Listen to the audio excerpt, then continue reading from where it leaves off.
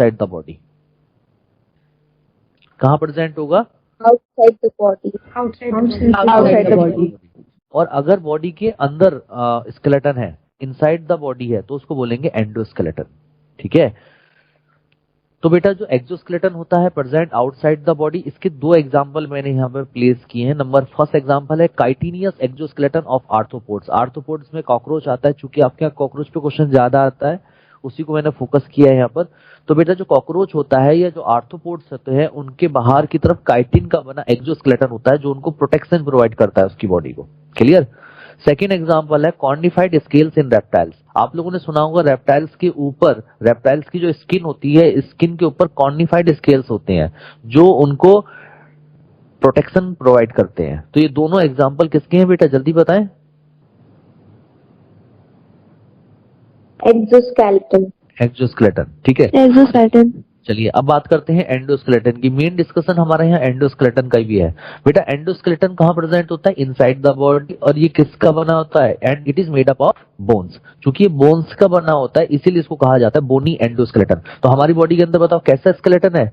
Bony endoskeleton, bones का बना हुआ है। ठीक है, तो बेटा एंडोस्केलेटन दो चीजों से बन सकता है, एक तो कार्टिलेज से बन सकता है, एक बोन से बन सकता है। तो बेटा जिसके अंदर कार्टिलेज का बना एंडोस्केलेटन होता है उसको बोलते हैं कार्टिलेजिनियस एंडोस्केलेटन, कार्टिलेजिनियस एंडोस्केलेटन। और जिनके अंदर बोन्स का बना होता है उन्हें बोलते हैं बोनी एंडोस्केलेटन। तो फिलहाल हमारी बात हम कर रहे हैं ह्यूमन की, तो हमारी बॉडी के अंदर बोन्स का बना एंडोस्केलेटन है, इसलिए उसको कहते हैं बोनी एंडोस्केलेटन। तो बेटा बोनी हाँ, अगर हम बोनी एंडोस्केलेटन की बात करते हैं तो देखो लिखा है total number of bones in adult human. बेटा जो एडल्ट ह्यूमन होता है, जैसे हम लोग हैं, तो हमारे अंदर जो बोनी एंडोस्केलेटन होता है उसके अंदर टोटल कितनी बोन्स होती हैं? 206 बोन्स। कितनी बोन्स होती हैं? 206। ठीक है, लेकिन जो फीटस होता है, फीटस किसको बोलते हैं? New born baby. New born baby, हाँ, जो बिल्कुल नया नया बच्चा जन्म लेता है, उसके अंदर बेटा टोटल बोन्स होती है 300। अब आप सोचोगे कि फीटस के अंदर 300 है और एडल्ट में 206, तो बाकी बोन कहाँ चली गई? फ्यूज्ड हो गई। क्या हो गई? फ्यूज्ड हो गई। ठीक है, कौन कौन सी बोन फ्यूज हुई वो आगे हम डिस्कशन में लेते जाएंगे। ठीक है, तो इसका मतलब अगर आपसे पूछे एडल्ट्स में टोटल नंबर ऑफ बोन्स कितनी है, आप कहोगे 206। आपसे पूछेंगे फीटस या न्यू बॉर्न बेबी में टोटल नंबर ऑफ बोन्स कितनी है, तो आप बोलोगे 300। तो फिलहाल हम एडल्ट के एंडोस्केलेटन की बात कर रहे हैं। तो एंडोस्केलेटन में टोटल नंबर ऑफ बोन्स कितनी होगी? 206। तो बेटा जो हमारा एंडोस्केलेटन होता है ये दो पार्ट्स में डिवाइड होता है। ठीक है, दो पार्ट्स में डिवाइड हो जाता है, एक होता है एक्सियल स्केलेटन और एक होता है एपेंडिकुलर स्केलेटन। ठीक है, एक्सियल स्केलेटन देखो नाम से पता लगता है, एक्सियल स्केलेटन यानी कि ये हमारी बॉडी की एक्सिस में जो भी स्केलेटन आएगा उसको बोलेंगे एक्सियल स्केलेटन। ठीक है, तो एक्सियल स्केलेटन हमारी एक्सिस में कौन कौन से पार्ट आ रहे हैं? देखिए इधर मेरी वीडियो को देखिए, सबसे पहले आ रहा है स्कल, स्कल के बाद आएगा स्टर्नम। ठीक है, पहले एक बात सुनिए, आप लोगों को मेरी वीडियो क्लियर है? ठीक है, तो बेटा जो हमारी बॉडी का आगे का सरफेस है इसको हम बोलते हैं वेंट्रल सरफेस, और जो हमारे पीछे का सरफेस है this is called dorsal surface. ठीक है, ये डॉर्सल सरफेस है। ठीक है, तो क्या होता है कि अगर हम एक्सियल स्केलेटन की बात करें तो ऐसे एक्सिस में अगर आप कहो तो सबसे पहले क्या आएगा? स्कल आएगा, स्कल के बाद क्या आएगा? स्टर्नम आएगा, और पीछे की तरफ क्या आएगा? वर्टिब्रल कॉलम आएगा, और साइड में क्या आएंगे? रिब्स। साइड में क्या आएंगे? रिब्स। तो यानी कि चार चीजें जो है आपके एक्सियल स्केलेटन में आ गई। एक आ गया स्कल आ गया, एक आ गया स्टर्नम, एक आ गया रिब्स, और एक आ गया वर्टिब्रल कॉलम। क्लियर है सब लोगों को? बोलो। तो देखो एक्सियल स्केलेटन में लिखा है present at the axis of the body. ये बिल्कुल एक्सिस में होता है बॉडी के, और इसमें टोटल कितनी बोन्स होती हैं? 80 बोन्स होती हैं। कितनी बोन्स होती है?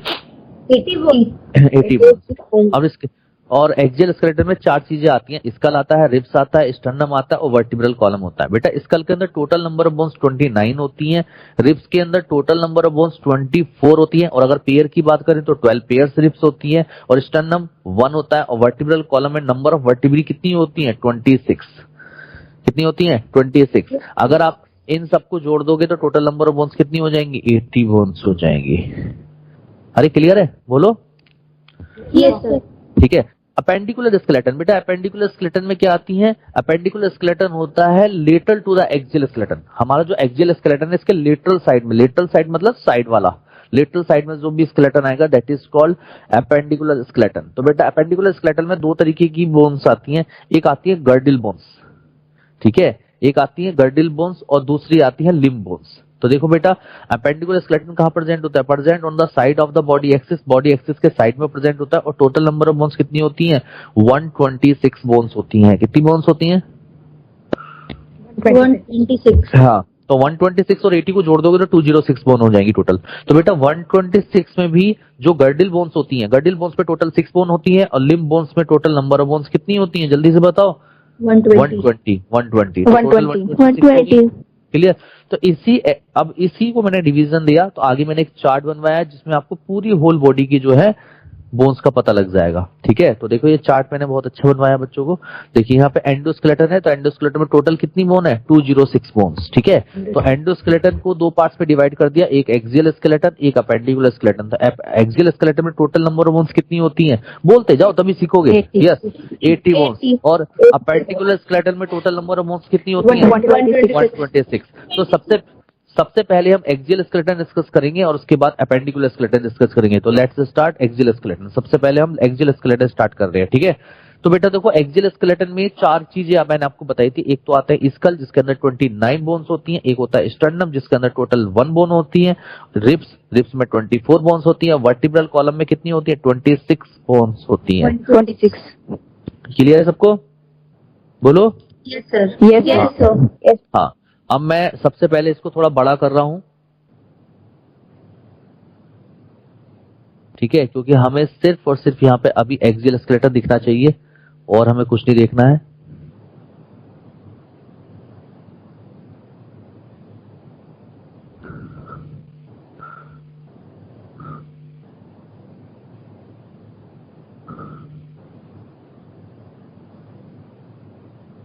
ठीक है, तो आपको देखो अब एक्सियल स्केलेटन में देखो स्कल की बात कर रहे हैं, तो स्कल में टोटल नंबर ऑफ बोन्स कितनी है? जल्दी बताएं। 29. हाँ, तो सबसे पहले स्कल का डिस्कशन कर रहे हैं। तो स्कल के बेटा देखो 4 पार्ट होते हैं स्कल के। अब मेरे वीडियो में देखिए जो ये ऊपर वाला पार्ट है जिसपे हमारे हेयर्स प्रेजेंट होते हैं, दिस इज कॉल्ड क्रेनियम। क्या है बेटा ये?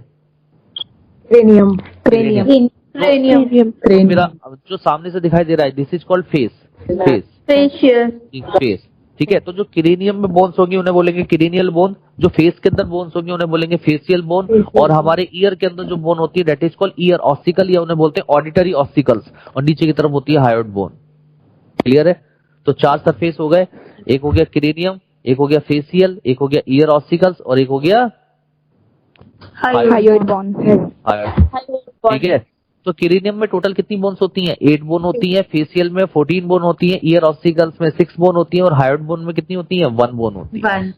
1 बोन होती है। ठीक है, तो सबसे पहले मैं आपको क्रेनियम दिखा रहा हूं, उसके बाद फेसियल, फिर ईयर ऑसिकल्स, फिर हायोइड। तो सबसे पहले स्टार्ट करते हैं क्रेनियम।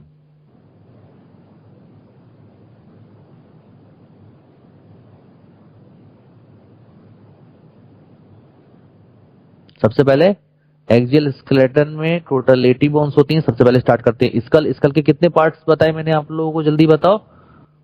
4 पार्ट। सबसे पहला पार्ट क्या है हमारा? Cranium. ठीक है, तो अब मैं आप लोगों को डायग्राम दिखा रहा हूँ। आप डायग्राम का स्क्रीनशॉट लेना चाहोगे तो ले लेना, क्योंकि जब पढ़ोगे तो आपको वो चीज दिखाई देती रहेगी।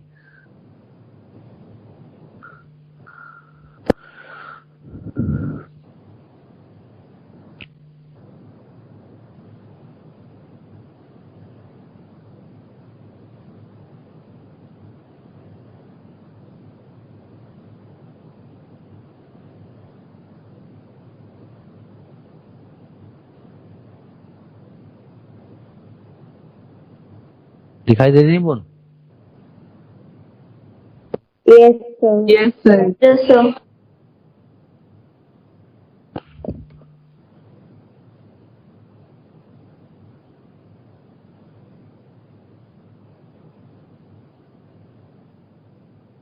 ठीक है, सबको दिख रही होंगी बोन बिल्कुल आराम से। कलर एकदम चेंज है। देखो सबसे आगे की तरफ जो बोन दिखाई दे रही है this is called, yellow colour की जो दिख रही है ये क्या है? Frontal. देखो Frontal. देखो एक्साइटेड फॉर्म में बोलो, जैसे सीखने की एक चाहत होती है। यस, कौन सी बोन है? Frontal bone.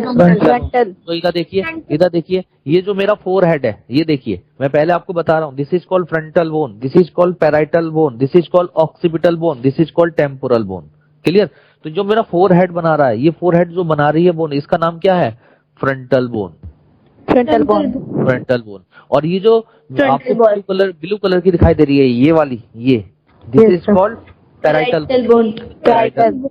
और ये जो पीछे की तरफ आपको ग्रीन कलर की ये वाला हिस्से में जो होती है, that is called Occipital. Occipital bone. और जहाँ पे हमारे ईयर प्रेजेंट है, जहाँ पे हमारे ईयर लोकेटेड जिस बोन के अंदर, वो कौन सी बोन है? Temporal. Temporal bone, temporal bone. ठीक है। और ये जो पिंक कलर की आपको दिखाई दे रही है, यहाँ पर जो होती है पिंक कलर की bone, this is called sphenoid bone, sphenoid bone. Sphenoid bone. ठीक है। Sphenoid bone. और हमारी जो आंखें हैं, जो हमारी आंखें हैं, इसमें इधर की साइड पे जो बोन होती है यहाँ पर, ये कौन सी बोन है? इथेमॉइड बोन, Ethmoid. इथेमॉइड बोन। तो कौन कौन सी बोन हो गई? Frontal bone, parietal bone, occipital bone, temporal bone, sphenoid bone and इथेमॉइड bone. Clear? 6 bone हो गई। Yes. अरे बोलो, ठीक है। तो बेटा यहाँ पर Yes, sir. देखिए, बेटा म्यूट कर दो। फ्रंटल कितनी है नंबर में? 1 है। पैराइटल कितनी है? 2 है। एक राइट साइड में होती है, एक लेफ्ट साइड में होती है। अच्छा, ऑक्सीपिटल कितनी है? 1 है। टेम्पोरल दोनों साइड में होती है तो 2 होती है। इथेमॉइड 1 है, स्फिनॉइड 1 है। तो आप देखो सारी की सारी अनपेयर्ड है, केवल पेयर्ड 2 ही है, पैराइटल और टेम्पोरल। Temporal. तो आप इस तरीके से याद कर सकते हो कि पैराइटल और टेम्पोरल जो है ये पेयर्ड है और बाकी सारी कैसी हैं? अनपेयर्ड है। क्लियर है सब लोगों को? बेटा बोलते जाओ। Yes, sir. हाँ हाँ सर ये इथमॉइड बोन दूसरी आंखों में नहीं होगा फिर?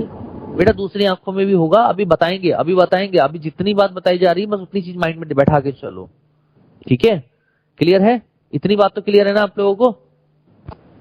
Yes, sir. ठीक है। अब देखो इसका मतलब फ्रंटल बोन जो है बेटा, फ्रंटल बोन को देखकर सोचना है आप लोगों को, रटना नहीं है। फ्रंटल बोन जो है आगे की तरफ, ये क्या बना रही है? हमारा फोरहेड बना रही है, फोरहेड। पैराइटल जो वाला हाँ, पैराइटल जो बोन है ये क्या बना रही है? हमारा ग्रेटर पोर्शन ऑफ क्रेनियम। बेटा एक बार देखो, हमारा जो सबसे बड़ा पार्ट होता है वो यही तो होता है। तो ग्रेटर पोर्शन ऑफ क्रेनियम कौन बना रही है? Parietal bone. Parietal bone. Parietal और bone. क्रेनियम का जो पोस्टीरियर पार्ट होता है, पीछे का जो पार्ट होता है, वो कौन बना रही है? Occipital bone, Occipital. Occipital bone. और क्रेनियम का जो लेटरल साइड है वो कौन बना रही है? Temporal bone, Temporal. Temporal bone. Temporal. ठीक है। हाँ, किसी के यहाँ से ना बहुत झाड़ू लगाने की आवाज आ रही है, बेटा बंद कर दो ना इसको, आवाज को। क्यों ऐसा करते हो? अच्छा, इसके बाद आती है पिंक कलर की जो बोन दिखाई दे रही है, this is called sphenoid bone. ये कौन सी बोन है जल्दी से बताएं? Sphenoid bone. Sphenoid bone.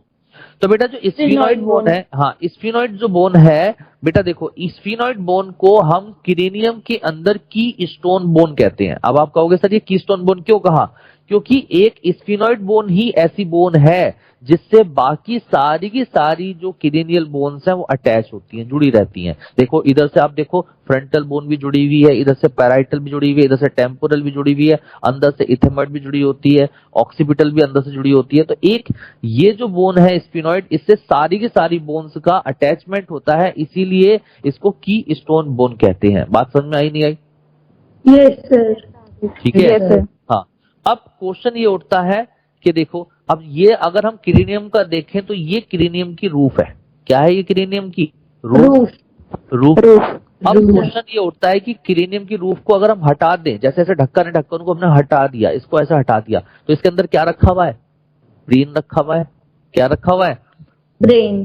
Brain रखा हुआ है। लेकिन ब्रेन किसी फ्लोर पे तो रखा होगा, ब्रेन किसी फ्लोर पे तो रखा होगा। तो इसका मतलब क्रेनियम का फ्लोर कौन बना रहा है? 3 चीजें बना रही हैं, स्फिनॉइड बोन बना रही है, इथेमॉइड बोन बना रही है और ऑक्सीपिटल बोन बना रही है, और कुछ पार्ट टेम्पोरल का भी पार्टिसिपेट कर रहा है। यानी कि 4 बोन मिलकर क्रेनियम का फ्लोर बना रही है। कौन कौन सी जल्दी से बताओ नाम? Sphenoid, इथेमॉइड, Temporal. Occipital. ऑक्सीपिटल। अब आप कहोगे सर एक बार दिखा दो, समझ में नहीं आ रहा। ठीक है, मैं आप लोगों को दिखा देता हूँ, पहले इसका आप स्क्रीनशॉट ले लो। ले लिया सर स्क्रीनशॉट। स्क्रीनशॉट अपने आप ले लिया करो। चलिए अब मैं आपको मैं फ्लोर दिखाता हूँ कि कैसे मैं फ्लोर की बात कर रहा हूँ। एक मिनट रुकिए, मैं डायग्राम ढूंढ लूं। इसमें से डायग्राम कहाँ गया? आप लोगों को दिखेगा तो बता देना।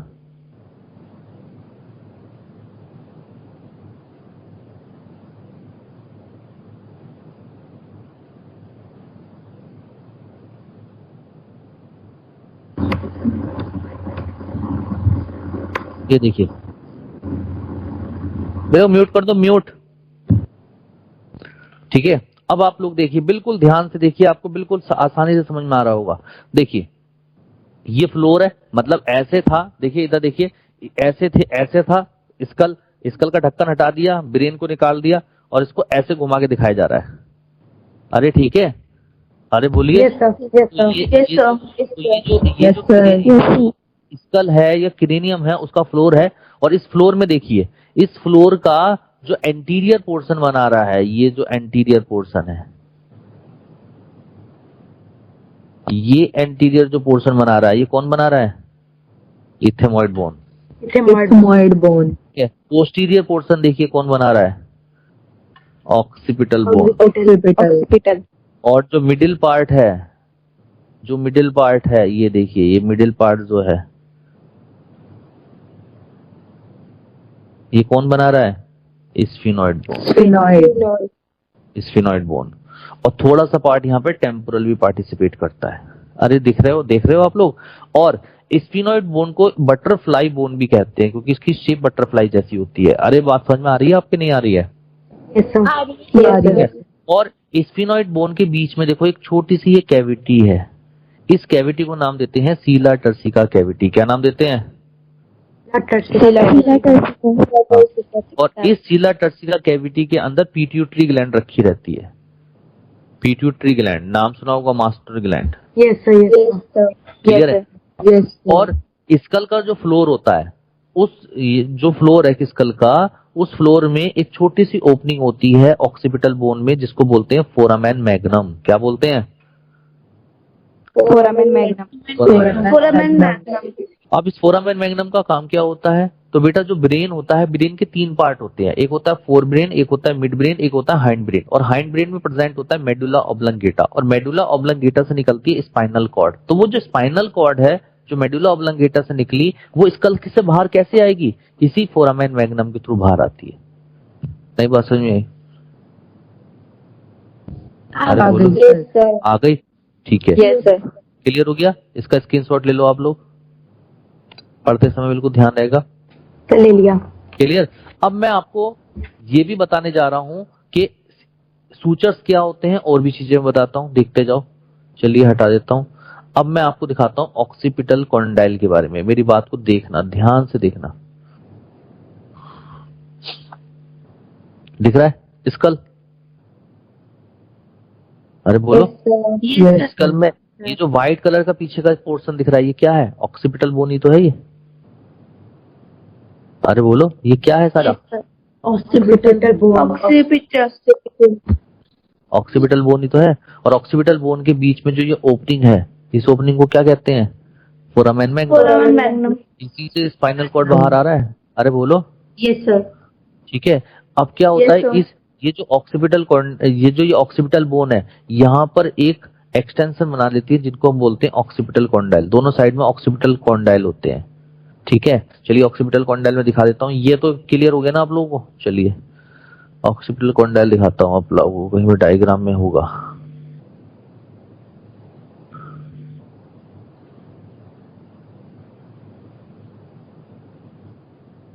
ये चीज आप डायग्राम से ही समझ सकते हैं, इसलिए डायग्राम को ज्यादा फोकस कर रहे हैं।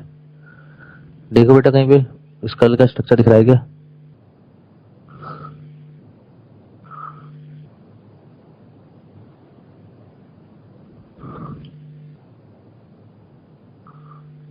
दिख रहा है कहीं?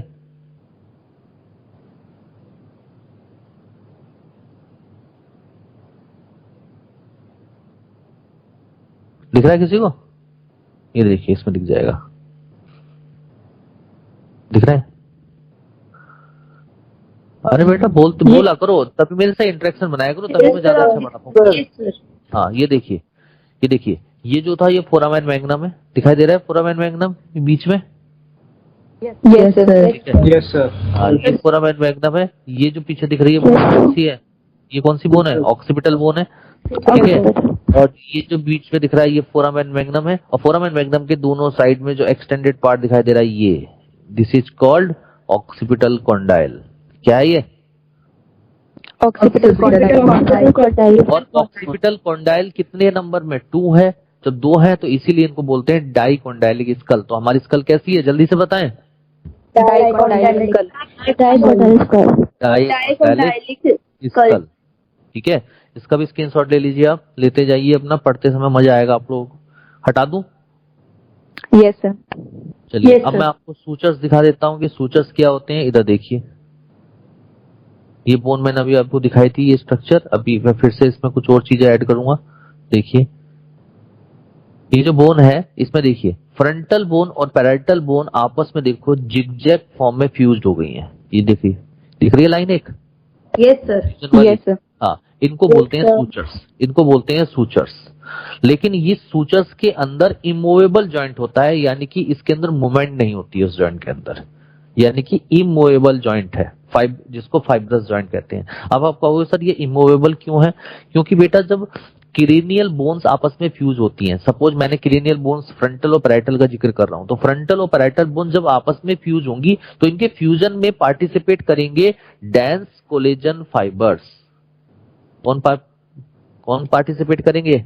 Dense collagen fibers. और आप लोग जानते हैं डेंस को जो कोलेजन फाइबर्स होते हैं वो रिजिड होते हैं, हार्ड होते हैं। तो इसकी वजह से जब यहाँ पे फ्यूजन होगा तो जो सूचर्स होगा वो कैसा हो जाएगा?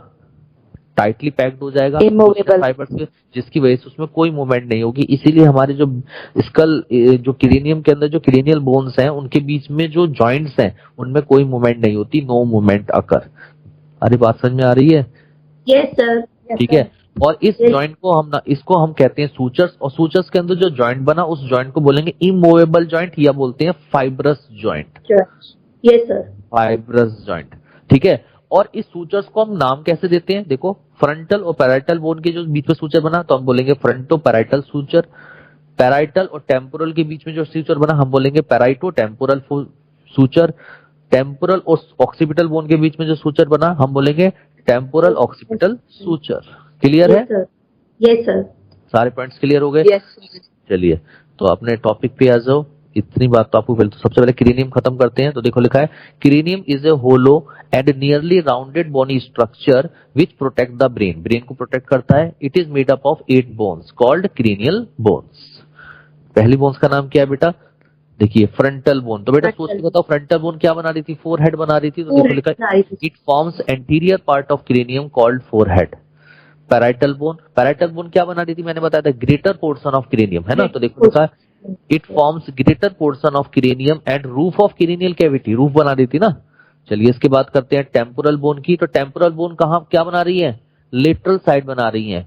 लेटरल साइड ऊपर वाली बना रही है, नीचे वाली? ऊपर वाली बना रही है, नीचे वाली? नीचे वाली, इंफीरियर लेटरल साइड। तो देखो लिखा it forms inferior lateral aspect of cranium and part of cranial floor. मैंने आपको ये भी बताया था कि क्रेनियल फ्लोर में टेम्पोरल बोन भी पार्टिसिपेट करती है। क्लियर? इसके बाद आता है ऑक्सीपिटल बोन। ऑक्सीपिटल बोन क्या बना रही है? पोस्टीरियर पार्ट ऑफ क्रेनियम बना रही है। तो देखो लिखा है it forms posterior part and most of the base of cranium. Clear? इसके बाद आती है स्फिनोइड बोन। बेटा स्फिनोइड बोन को मैंने ये कहा था कि स्फिनोइड बोन को हम कीस्टोन बोन कहते हैं क्योंकि all cranial bones attach with sphenoid bone. तो देखो लिखा हुआ है लाइज, पहली बात तो और स्फिनोइड बोन क्या बना रही थी? फ्लोर बना रही थी, रूफ बना रही थी क्रेनियम को? सोच के बताइए।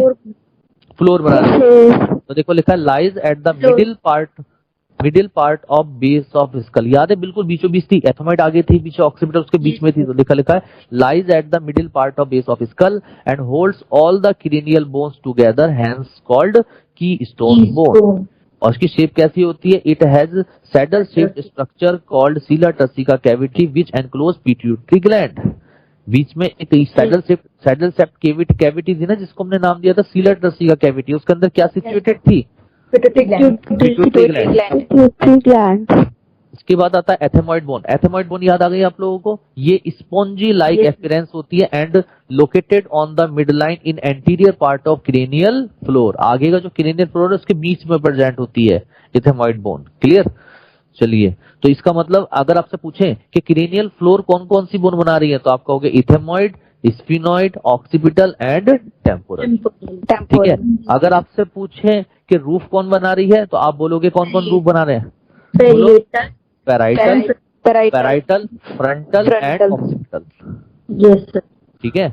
क्योंकि पैराइटल आपका मिडिल ग्रेटर पोर्शन बना रही है, फ्रंटल आपका एंटीरियर पार्ट बना रही है, और वो ऑक्सीपिटल पोस्टीरियर पार्ट बना रही है। क्लियर, रटने की जरूरत नहीं है। अगला Yes, पॉइंट है, sir. these cranial bones fuse together and form sutures. Sutures में क्या थे? Densely packed collagen fibers थे, so it is an immovable joint और fibrous joint. क्लियर है? Yes, sir. अगला पॉइंट है, base of skull has a large opening called foramen magnum through which brain communicate with spinal cord. Clear? अगला है, there are two facet outgrowth of bone called occipital condyle in both side of foramen magnum, so human skull is dicondylic skull. Clear हो गया सबको? Yes, sir. चलिए, अगली bones का नाम आता है फेसियल बोन। फेसियल बोन क्या होती है, अब उसका डायग्राम देखिए, डायग्राम से ही क्लियर होगा। चलिए फेसियल बोन दिखाता हूं, चलिए देखिए, ले लीजिए स्क्रीनशॉट जल्दी से। कलर डायग्राम दिखा रहा हूं जिससे आपको पूरी बोन्स का पता लगेगा कौन सी है। ले लिया सब लोगों ने कलर डायग्राम, स्क्रीनशॉट ले लिया? Yes, sir. Yes, Yes, sir. अब से सामने देखिए, फोकस करिए, बिल्कुल सामने देखिए। देखिए सबसे पहले नेजल बोन आती है, नेजल बोन नंबर में 2 होती है, और नेजल बोन देखो दोनों साइड है, इधर भी इधर भी। तो नेजल बोन बेटा ये पार्ट बनाती है, देखिए ये वाला पार्ट जहां मैं उंगली रख रहा हूं, ये पार्ट जो है नेजल बोन बनाती है। अरे क्लियर है? ठीक है। इसके बाद सेकंड नंबर पे आती है लेक्राइमल बोन। लेक्राइमल बोन जो होती है बेटा, अच्छा नेजल बोन क्या बनाया, तो आप क्या कहोगे? Nasal bridge. क्या बनाया बेटा? Nasal bridge. ठीक है, हाँ। और लेक्राइमल बोन क्या बनाती है? लेक्राइमल बोन बेटा आंखों में अंदर की तरफ यहाँ पर होती है, देखिए मैं जहां उंगली ये रख रहा हूँ, ये लेक्राइमल बोन है। और लेक्राइमल बोन के अंदर प्रेजेंट होता है लेक्राइमल सैक और लेक्राइमिक सैक। सैक ऐसे इसी सैक का मतलब होता है थैली, छोटी सी थैली है सैक, लेक्राइमल सैक, जिसके अंदर प्रेजेंट होती है लेक्राइमल ग्लैंड, जिसको हम टीयर ग्लैंड भी बोलते हैं, जिससे टीयर्स निकलते हैं। ठीक है। और उसके बाद हाँ थर्ड नंबर पे आती है इंफीरियर नेजल कॉन्का। ये देखिए, ये जो आपको साइड में दिखाई दे रही है, this is called inferior nasal concha. ये जो इधर साइड इस वाले में जो होती है यहाँ पर, ये देखो यहाँ उंगली रख के देखो, यहाँ बाहर की तरफ निकली हुई है एक बोन, देखो छू के देखो, यहाँ एक बाहर की तरफ जा रही है, ये है इंफीरियर नेजल कॉन्का। और inferior nasal concha inferior surface बना रही है नेजल नोज का। और इंफीरियर नेजल कॉन्का का काम क्या होता है, जब हम एयर को इनहेल्ड करते हैं तो एयर के साथ जो डस्ट पार्टिकल्स या कोई पैथोजन एंटर करता है तो इंफीरियर नेजल कॉन्का उससे उस एयर को क्लीन करने का काम करता है, क्लियर करने का काम करता है। क्लियर है सबको? Yes, sir. इसके बाद आती है मैक्सिला बोन। देखिए मैक्सिला बोन भी नंबर में 2 है। देखिए एक ये है और बीच में देखो एक डिवीजन दिखाई दे रहा है और दूसरी तरफ 2 है, तो यानी कि मैक्सिला 2 होती है। और मैक्सिला क्या बनाती है? अपर जॉ बनाती है। क्या बनाती है? Upper jaw. अपर जॉ, आपका अपर जॉ बनाती है, अपर जॉ बनाती है। और क्या बनाती है? हार्ड पैलेट का एंटीरियर पार्ट बनाती है। 2 चीज बनाएंगी, अपर जॉ बनाएंगी और हार्ड पैलेट का एंटीरियर पार्ट बनाएंगी। क्योंकि हार्ड पैलेट का पोस्टीरियर पार्ट कौन बनाएगी? Palatine bone. Palatine. Yes, sir. अरे क्लियर? ठीक है, मैंने आपको बताया भी था कि हार्ड पैलेट दो बोन से बनता है, मैक्सिला और पैलेटाइन। मैक्सिला एंटीरियर पार्ट बनाएगी, आगे का पार्ट बनाएगी, और पीछे का पार्ट बनाएगी पैलेटाइन बोन। क्लियर है सबको? Yes, sir. ठीक है। इसके बाद बेटा अगला है जाइगोमेटिक बोन। बेटा जाइगोमेटिक बोन क्या होती है? हमारी चीक बोन कहलाती है। इधर देखिए, जो हमारे चीक्स हैं, और चीक्स में ये देखिए यहाँ पर छूकर देखिए, ये क्या है? ये है बेटा चीक के प्रोमिनेंस। ठीक है, जिसको जाइगोमेटिक प्रोमिनेंसी बोलते हैं। तो ये जाइगोमेटिक प्रोमिनेंस कौन सी बोन्स के बने हैं? जाइगोमेटिक बोन के बने हैं। ठीक है, ठीक है। Yes, sir. Yes. उसके बाद हाँ, उसके बाद एक बीच में, बिल्कुल नोज के बिल्कुल बीच में, ऐसे बाहर से दिखाई नहीं देगी, जब हम लोग स्कल को देखते हैं उसमें पता लगता है। इस वाली बोन के जस्ट नीचे की तरफ एक छोटी सी पतली सी बोन होती है, जिसको हम बोलते हैं वोमर बोन। और वोमर बोन जो होती है ट्राइंगुलर इन शेप होती है, ट्राइंगुलर शेप में होती है। ठीक है। और नीचे की तरफ जो बोन आपको ये दिखाई दे रही है लंबी सी, ये कौन सी बोन है? मैंडिबल बोन है। और मैंडिबल बोन क्या बनाती है? लोअर जॉ बनाती है। क्या बनाती है? लोअर जॉ बनाती हैं। तो बेटा अगर हम फेस की बात करें तो फेस में मैक्सिला बोन जो होती है बेटा, मैक्सिला बोन जो होती है, इसको हम की स्टोन बोन बोलते हैं। क्यों की स्टोन बोन बोलते हैं? क्योंकि मैक्सिला से जितनी भी फेसियल बोन्स हैं, सारी की सारी बोन्स अटैच होती हैं एक्सेप्ट मैंडिबल। केवल मैंडिबल को छोड़कर बाकी सारी अटैच होती हैं। बात समझ में आ रही है? बोलो हाँ या ना? Yes, sir. ठीक है। और ये जो मैंडिबल होती है बेटा, मैंडिबल जो होती है ये किसी भी फेसियल बोन्स के साथ अटैच में नहीं होती, क्योंकि ये फ्री होती है। देखिए हम मुंह खोलते हैं, तो ये बिल्कुल फ्री होती है। तो होता क्या है, ये जो हमारी नीचे की बोन है जिसको मैंडिबल बोन बोलते हैं, ये कहाँ पर फिट है? तो बेटा मैंडिबल्स जो बोन होती है इसमें आगे की तरफ कॉन्डाइल्स होते हैं। क्या होते हैं बेटा? कॉन्डाइल्स होते हैं। इस तरीके से है, हाँ इस तरीके से है, इसमें आगे की तरफ इस तरीके से कॉन्डाइल निकले हुए हैं, ये कॉन्डाइल इस तरीके से। और ये जो दोनों कॉन्डाइल्स हैं ये क्या है, टेम्पोरल फोसा में चले जाते हैं। जो टेम्पोरल बोन होती है, टेम्पोरल बोन, उसके अंदर एक छोटा सा गड्ढे होते हैं जिनको बोलते हैं टेम्पोरल फोसा। तो उस टेम्पोरल फोसा के अंदर जैसे ये टेम्पोरल फोसा है, ये कॉन्डाइल ऐसे चले जाते हैं दोनों तरफ। ठीक है, जिस बात को समझ में आ रही है नहीं आ रही है, समझ पा रहे हो? ठीक है, तो जब चले जाते हैं तो एक जॉइंट बनाते हैं जिसको बोलते हैं TMJ, टेम्पो मैंडिबुलर जॉइंट, या टेम्पोरो मैंडिबुलर जॉइंट भी कहते हैं इसको। ठीक है, तो आप यहाँ पर देखो, आप हाथ रख के देखो, मुंह खोल के देखो, तो यहाँ पर आपको दिखाई देगा, this is called temporo mandibular joint होता है। ठीक है, अच्छा अगर आपसे पूछें कि फेस की सबसे लॉन्गेस्ट और स्ट्रॉन्गेस्ट बोन कौन सी है, तो आप कहोगे मैंडिबल। क्लियर? सारे पॉइंट्स क्लियर हैं? तो आप इसका स्क्रीनशॉट ले लिए सब लोगों ने? Yes sir. चलिए, Yes, sir. तो अब मैं फेशियल बोन्स, तो बेटा फेशियल बोन्स क्या बनाती हैं? हमारी बोन का फेस हमारा फेस बनाती हैं। तो देखो लिखा है facial bone constitute frontal part of skull. Skull का फ्रंटल पार्ट बनाती है। पूरा स्कल ही तो है, तो स्कल का फ्रंटल पार्ट कौन बना रही है? फेशियल बोन्स बना रही हैं। और क्या बना रही हैं? Skeleton of lower jaw, hard palate and nose, ये सब चीजें फेशियल बोन्स बना रही हैं। ठीक है, तो सबसे पहले बात करते हैं, एक मिनट, ठीक है, सबसे पहले बात करते हैं बेटा नेजल बोन की। तो बेटा नेजल बोन क्या बनाती है? मैंने आपको बताया था, नेजल ब्रिज। तो देखो लिखा है make bridge of nose, nose का ब्रिज बनाती है।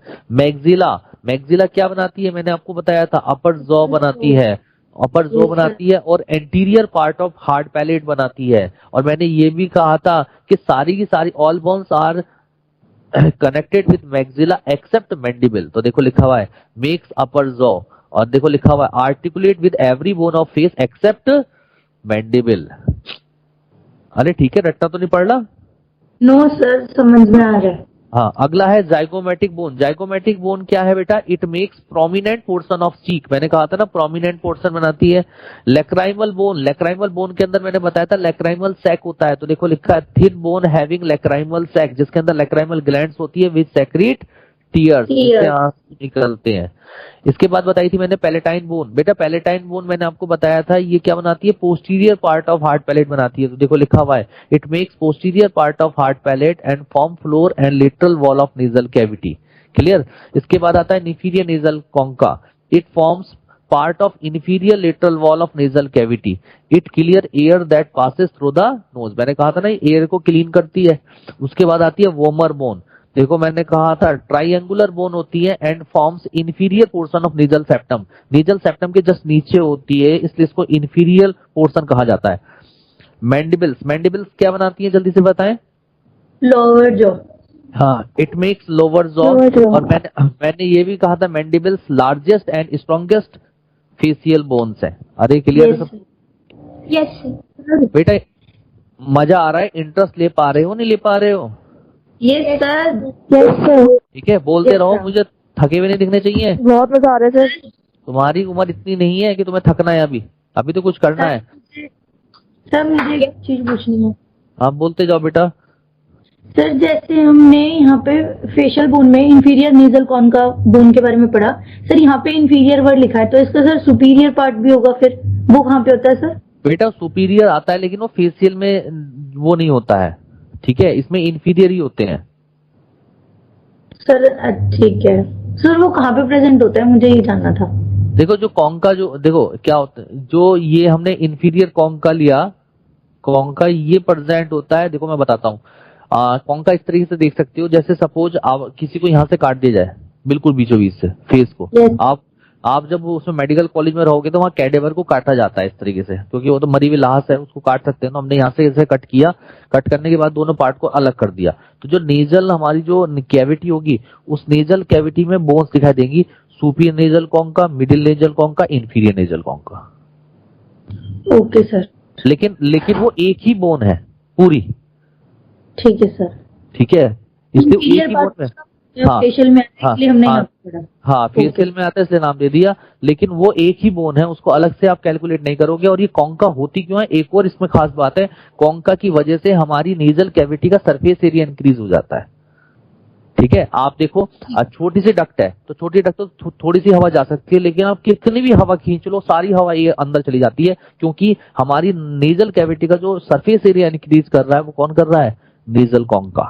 नेजल कॉन्का, ठीक है सर। ठीक है, चलिए फिलहाल ज्यादा मैं डीप में ले जाना नहीं चाहता हूं, क्योंकि मेरे पास ना बोन्स है और ना ही आप मेडिकल कॉलेज में हो, अदरवाइज मैं बताता। चलिए स्टार्ट करते हैं। अगला third, ear ossicles. Ear ossicles का नंबर कितना होता है, 6 होता है, तो 6 होता है। ठीक है, तो यानी कि 3 इधर होंगे 3 इधर होंगे, तो टोटल कितने हो जाएंगे जल्दी से बताएं, 6। तो मैं तो मैं डायग्राम दिखा देता हूं, डायग्राम से क्लियर हो जाएगा आपको। स्क्रीनशॉट अपने आप ले लिया करो। देखिए आ गए आप लोगों के सामने, ये जो है बेटा ये आपका एक्सटर्नल ईयर है, ये आपका मिडिल ईयर है, बाद में मैं पढ़ाऊंगा ये पूरा। ये इंटरनल ईयर है या इनर ईयर भी कहते हैं इसको। ठीक है, तो बेटा फिलहाल यहाँ पे हम बात कर रहे हैं मिडिल ईयर की। तो मिडिल ईयर में देखो 3 बोन्स आपको दिखाई दे रही है, एक दिख रही है मैलस, इंकस, स्टेप्स, दिख रही है तीनों बोन। Yes sir. ठीक है, मैलस, इंकस और ये है स्टेप्स। ठीक है, तो जो तो मैलस, इंकस, स्टेप्स को आप ऑडिटरी ऑसिकल्स भी कह सकते हो, आप इसको ईयर ऑसिकल्स भी कहते हो। तो देखो एक ईयर के अंदर 3 हो गई, मैलस, इंकस, स्टेप्स, तो 3 इधर हो गई राइट साइड में, तो टोटल कितनी हो गई, 6 बोन हो गई। ठीक है, तो यहाँ पे देखो जो मैलस है, मैलस की शेप कैसी है, हैमर शेप्ड, जैसे हथौड़ा होता है आगे से उसकी तरह इसकी शेप है। कैसी शेप है बेटा इसकी, जल्दी बताओ। Hammer shape. हाँ, हैमर शेप्ड है, ये हथौड़े जैसी दिखाई देती है। ठीक है, और इंकस जो होती है जैसे आपका हल होता है, हल जानते हैं जो जिससे खेत जोता जाता है। Yes sir. ठीक है, हल की तरह जो शेप होती है उस शेप को कहते हैं एनविल शेप। क्या बोलते हैं, ANVIL, एनविल शेप। तो इंकस की शेप कैसी होती है, एनविल शेप। ठीक है, और स्टेप्स जो होती है बेटा इसकी शेप होती है स्टीरअप शेप। कैसी शेप होती है, स्टीरअप शेप। स्टीरअप शेप कैसी होती है, स्टीरअप शेप ऐसी होती है, इस तरीके से स्टीरअप शेप। आप लोगों ने देखा होगा जब घुड़सवारी करते हैं तो जिस पे पैर रख के चढ़ते हैं घोड़े के ऊपर, जिसको नाल कहते हैं। ठीक है, उसकी शेप स्टीरअप होती है। ठीक है, तो मैलस की शेप हो गई हैमर शेप्ड, इंकस की हो गई आपकी एनविल शेप्ड, और स्टेप्स की हो गई कैसी, स्टीरअप शेप्ड। ठीक है, अच्छा अगर आपसे पूछे हमारी बॉडी में सबसे स्मॉलेस्ट बोन कौन सी होती है, तो स्टेप्स ही सबसे स्मॉलेस्ट बोन होती है। अरे क्लियर है। Yes sir. अब काम क्या होता है इसका, बहुत आसान है। क्या हुआ, जो वाइब्रेशन ऑफ साउंड्स हैं वो आपके ईयर पिन्ना, ये आपके ईयर पिन्ना होते हैं, ईयर पिन्ना से एंटर करके एक्सटर्नल ऑडिटरी कैनाल में और जाके टकरा गए कान के पर्दे से। कान के पर्दे को बोलते हैं टिम्पैनिक मेम्ब्रेन या ईयर ड्रम। तो जैसे ही कान के पर्दे में टकराएंगे तो यहाँ पर क्या प्रोड्यूस हो जाएंगी, वाइब्रेशन प्रोड्यूस हो जाएंगी, और वो यानी कि यहाँ टकराने से यहाँ पे क्या होगा, कंप्रेशन होगा, और कंप्रेशन के बाद क्या होगा, डीकंप्रेशन होगा, जिसकी वजह से जो इम्पल्स है वो किसके पास चली जाएगी, मैलस के पास चली जाएगी। मैलस में फिर वाइब्रेशन होगी, वो वाइब्रेशन चली जाएंगी फिर इंकस में, इंकस से चली जाएंगी स्टेप्स, और स्टेप्स से फिर फोरामेन रोटेंडस से होती हुई अंदर चली जाएंगी, और अंदर जाने के बाद ये इंटरनल ईयर है। इंटरनल ईयर के 2 पार्ट होते हैं, ऊपर वाले पार्ट को बोलते हैं आप क्या बोलते हैं, कोई बता सकता है, वेस्टिबुलर एपरेटस। क्या बोलते हैं ऊपर वाले पार्ट को, वेस्टिबुलर एपरेटस। Vestibular apparatus. और नीचे वाला जो आपको ये कर्व्ड पार्ट दिख रहा है, दिस इज कॉल्ड कॉक्लिया। तो जो ये वाइब्रेशन एंटर करेंगी स्टेप से, ये सीधा कॉक्लिया में चली जाएंगी, जिसकी वजह से हियरिंग टेक्स प्लेस, हमें सुनाई दे जाएगा। क्योंकि वेस्टिबुलर जो एपरेटस होता है ऊपर वाला पार्ट, इसका काम क्या होता है, बैलेंसिंग करना ड्यूरिंग स्टेटिंग एंड डायनेमिक पोजीशन। जब हम खड़े रहते हैं, जब हम चलते हैं, उसमें बैलेंस बनाने का जो काम करता है वो वेस्टिबुलर एपरेटस करता है, और उसको वो मैसेज कौन देता है बैलेंसिंग बनाने के लिए, सेरिबेलम। मेरी बात समझ में आई, बात आ गई। ठीक है, तो एक तरह से अगर ईयर ऑसिकल्स का फंक्शन देखें तो फंक्शन क्या हो गया, एम्पलीफिकेशन ऑफ साउंड, यानी कि साउंड की एम्पलीफिकेशन करना, यानी कि उसको स्पीड अप करना, उसकी स्पीड को बढ़ाना। ठीक है, ले ले सब लोगों ने स्क्रीनशॉट। Yes, sir. देखिए लिखा है, देखिए वही पॉइंट यहाँ लिखे हैं। देखिए middle ear has 3 bones called ear ossicles और ऑडिटरी ऑसिकल्स भी कह सकते हैं, which help in amplification of sound. Sound की एम्पलीफिकेशन में हेल्प करते हैं, स्पीड अप करते हैं। 3 बोन थी, मैलस, इंकस, स्टेप्स। मैलस भी 2 है, इंकस भी 2 है, स्टेप्स भी। तो मैलस होती है हैमर शेप्ड, इंकस होती है एनविल शेप्ड यानी कि हल जैसी होती है, और स्टेप्स होती है स्टीरअप शेप्ड यानी कि हंसियाकार। ठीक है, चलिए अगला जो स्कल के लास्ट बोन है दैट इज कॉल्ड, कौन सी बोन से जल्दी से बताएं? Hyoid bone. Hyoid bone. चलिए अब आप लोगों को हायोइड बोन दिखा देते हैं।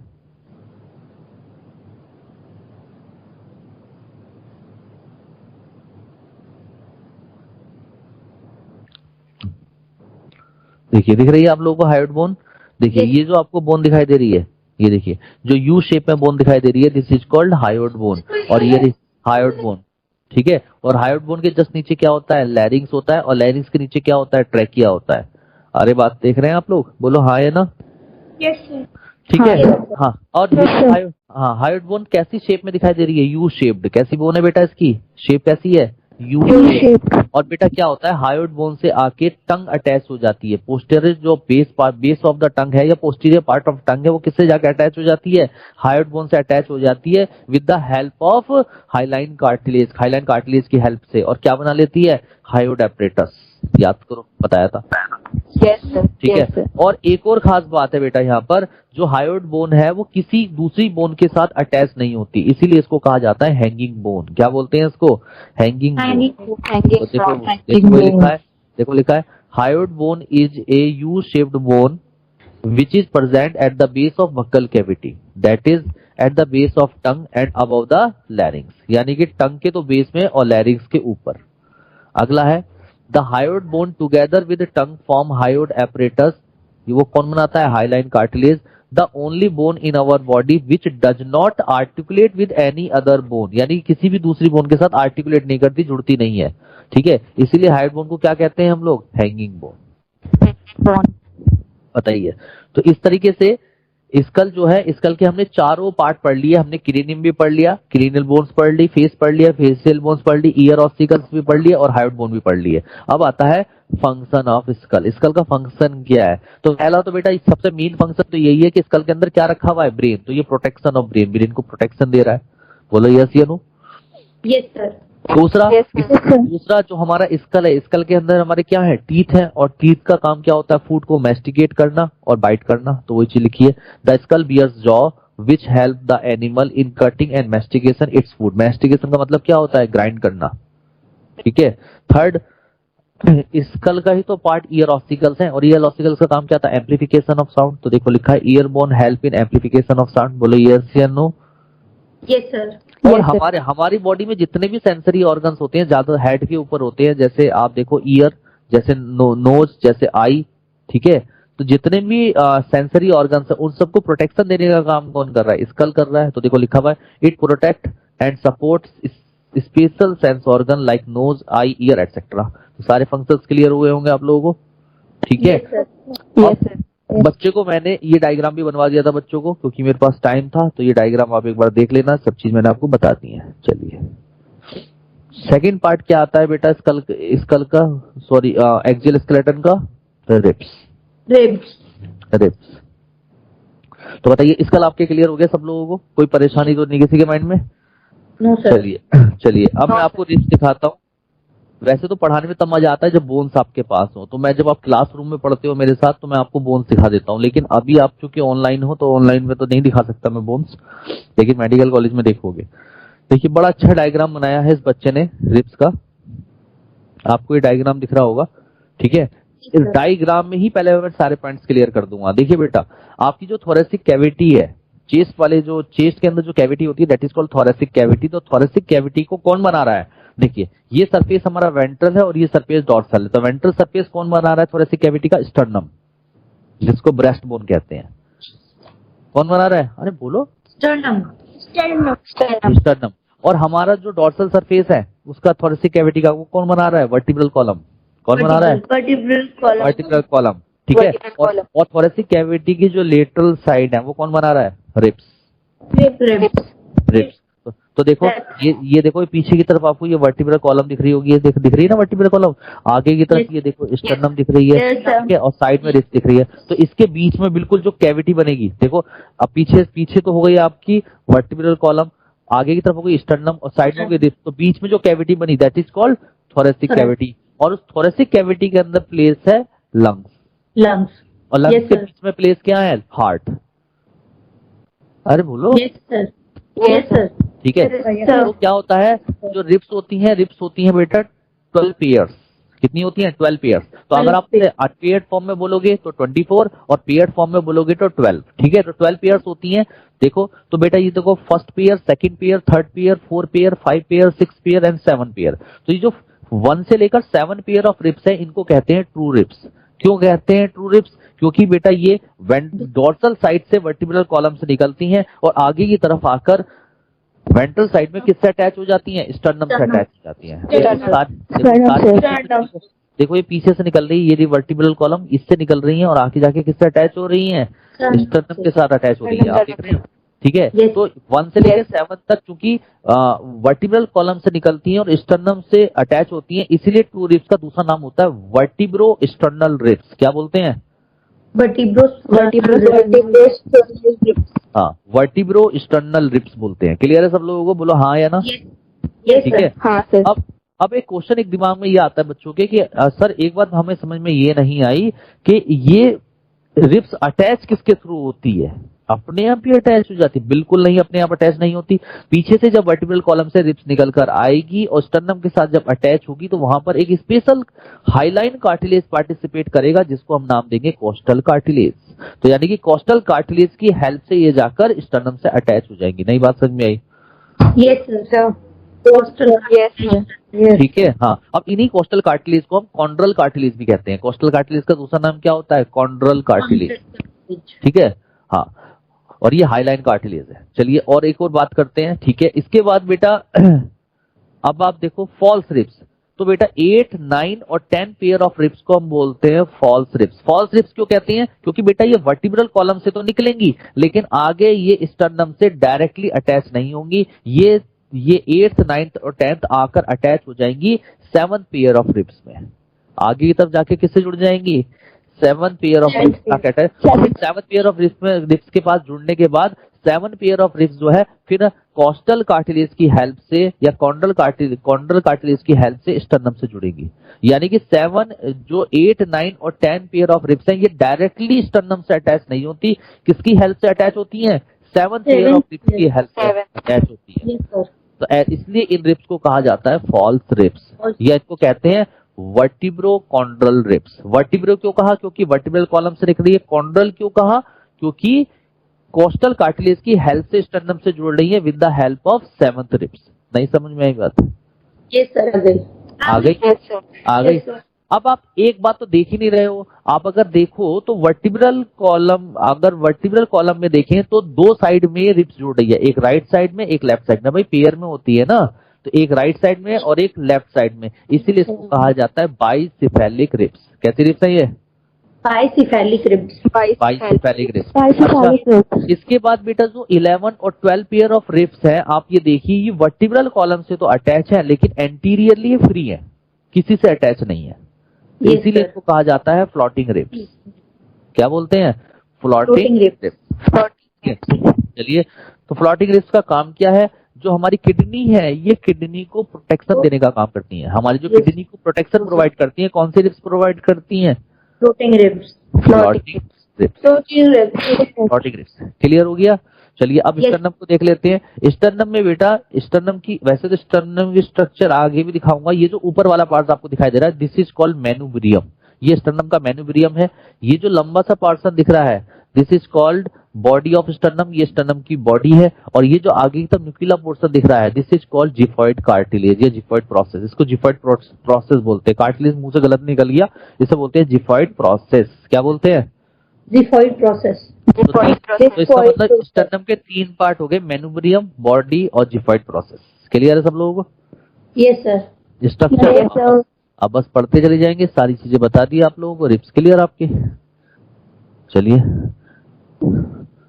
देखिए, लिखा है ribs is a thin flat bone which is dorsally connected to the vertebral column and ventrally connected to the sternum. Clear? अगला, there are 12 pair of ribs which forms the lateral wall of thoracic cavity. Ribs lateral wall ही तो बना रही थी। अगला, the ribs have 2 articulation on dorsal side and which help the ribs to bind to both the thoracic vertebrae and sternum.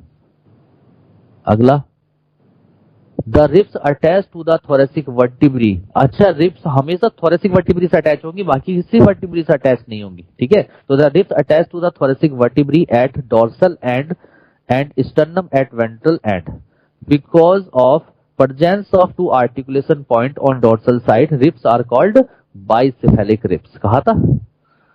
चलिए अब आता है types of ribs. सबसे पहले आता है ट्रू रिब्स। ट्रू रिब्स को हम बोलते हैं वर्टिब्रो स्टर्नल रिब्स, क्योंकि ये वर्टिब्रल कॉलम से निकलकर स्टर्नम से अटैच होंगी। तो लिखा है first to 7 pair of ribs are called true ribs. They are dorsally attached to the thoracic vertebrae and ventrally connected to the sternum with the help of hyaline cartilage, और उसको कहते हैं chondral cartilage या costal cartilage. अगला आता है false ribs, जिसको बोलते हैं vertebrochondral ribs. 8th, 9th and 10th pair of ribs are called false ribs. These ribs are connected to the dorsal side by vertebral column and at ventral side connected to the 7th ribs. These ribs do not articulate with sternum directly. मैंने कहा था ना directly attach नहीं होती sternum के साथ, है ना, इनडायरेक्टली कनेक्ट होती है किसके साथ, sternum के साथ, 7th pair rib के साथ। हाँ। अगला है फ्लोटिंग रिब्स, जिसको बोलते हैं वर्टिब्रल रिब्स। फ्लोटिंग रिब्स को वर्टिब्रल रिब्स इसलिए कहते हैं केवल ये वर्टिब्रल कॉलम से अटैच होती है, इसका एंटीरियर एंड क्या होता है, फ्री होता है। तो लिखा हुआ है the 11th and 12th pair of ribs are called floating ribs because one end of ribs is attached to the vertebral column and other end is free. The floating ribs play an important role in the protection of kidney. मैंने आपको कहा था ना ये protection करता है kidney का। Yes sir. चलिए अगला एक्सियल स्केलेटन का पार्ट आता है स्टर्नम। तो रिब्स क्लियर हो गई सब लोगों को। चलिए अब स्टर्नम के बारे में बताते हैं। तो सबसे पहले स्टर्नम की स्ट्रक्चर दिखाते हैं, स्ट्रक्चर से ही क्लियर होंगी पॉइंट सारे। हाँ। थोड़ा सा और छोटा कर लेते हैं। हाँ देखिए ये रही आपकी स्टर्नम की स्ट्रक्चर। अगर आप स्टर्नम देखें तो स्टर्नम में ये जो पोर्शन आपको दिखाई दे रहा है ऊपर का, ये मैं ऑलरेडी अभी बता चुका हूं। ये जो पोर्शन है, बताओ ये जो रंगा है मैंने येलो कलर का, ये कौन सा पोर्शन हो गया, मेनुब्रियम। मेनुब्रियम। ये जो बीच वाला पार्ट हो गया ये क्या हो गया, ये बीच वाला पार्ट कौन सा हो गया, बॉडी। और नीचे वाला क्या हो गया, जिफॉइड प्रोसेस। ठीक है। हाँ अब आप देखो स्टर्नम में फेसिट होते हैं। अब आप कहोगे फेसिट क्या होते हैं, फेसिट का मतलब होते हैं छोटे से डिप्रेशन, यानी कि छोटी सी कैविटी या छोटे से गड्ढे। ठीक है। तो जो फेसिट होते हैं, फेसिट में क्या होता है, अब आप लोग जानते हो, ये देखो आपकी जो पेक्टोरल गर्डिल बोन है, तो पेक्टोरल गर्डिल में बोन होती है क्लेविकल। ये क्लेविकल बोन जिसको कॉलर बोन बोलते हैं, चूकर देखो आपको क्लेविकल बोन दिखाई देगी। तो ये क्लेविकल बोन जो है अटैच किससे हो रही है, स्टर्नम के साथ अटैच हो रही है। yes, एक साइड में स्टर्नम से अटैच हो रही है। तो स्टर्नम से अटैच होने के लिए क्या होंगे, फेसिट होंगे। तो देखो लिखा हुआ है फेसिट फॉर क्लेविकल, और इधर भी फेसिट फॉर क्लेविकल हो जाएंगे, यानी कि एक इधर आके जुड़ जाएगी, एक इधर आके जुड़ जाएगी क्लेविकल बोन। बोलो यस या नो। Yes sir. और आपको याद है फर्स्ट पेयर से लेकर 7 पेयर ऑफ रिब्स भी तो अटैच हो रही थी, तो उनके फेसिट होंगे। तो देखो फर्स्ट पेयर, सेकंड पेयर, यानी कि 7 पेयर ऑफ रिब्स तक ये फेसिट हो गए सारे। Yes sir. क्लियर है सबको, बोलो। Yes sir. और मेनुब्रियम और बॉडी को सेपरेट जो एंगल करता है, ये जो एंगल दिख रहा है, this is called sternal angle. क्या बोलते हैं इसको, स्टर्नल एंगल। वो आपको, हाँ तो बस मैं पढ़ देता हूँ सारी चीज, वही चीज है। तो स्टर्नम को हम ब्रेस्ट बोन भी कहते हैं। ठीक है। कैसे, क्या कौन सी बोन बोलते हैं, ब्रेस्ट। और ये फ्लैट बोन है। कैसी बोन है, फ्लैट। फ्लैट मतलब क्या होती है, जैसे ये आपको मोबाइल दिखाई दे रहा होगा, बिल्कुल फ्लैट है। इसको शेप दे दो आप स्टर्नम की, लेकिन है फ्लैट। क्लियर। तो देखिए sternum is a flat bone present on the ventral of the thorax. It is present just under the skin. Skin के just अंदर होता है, in the midline of chest. chest के बिल्कुल बीचों बीच होता है। The sternum forms protective covering which protect the internal organ present in thoracic region. जो हमारे thoracic region के अंदर organs हैं, जैसे lungs है, heart है, उनको protection देने का काम कौन कर रहा है, sternum ही तो कर रहा है। कौन सी तो प्रोटेक्ट करती है। अगला it provide a surface where muscles attach and help in respiratory mechanism. हमारे जो रेस्पिरेटरी सिस्टम, जब हम रेस्पिरेशन करते हैं तो उसकी जो मसल्स हैं वो कहाँ अटैच होती है, स्टर्नम पे तो अटैच होती हैं। Yes sir. अगला टॉपिक आता है वर्टिब्रल कॉलम।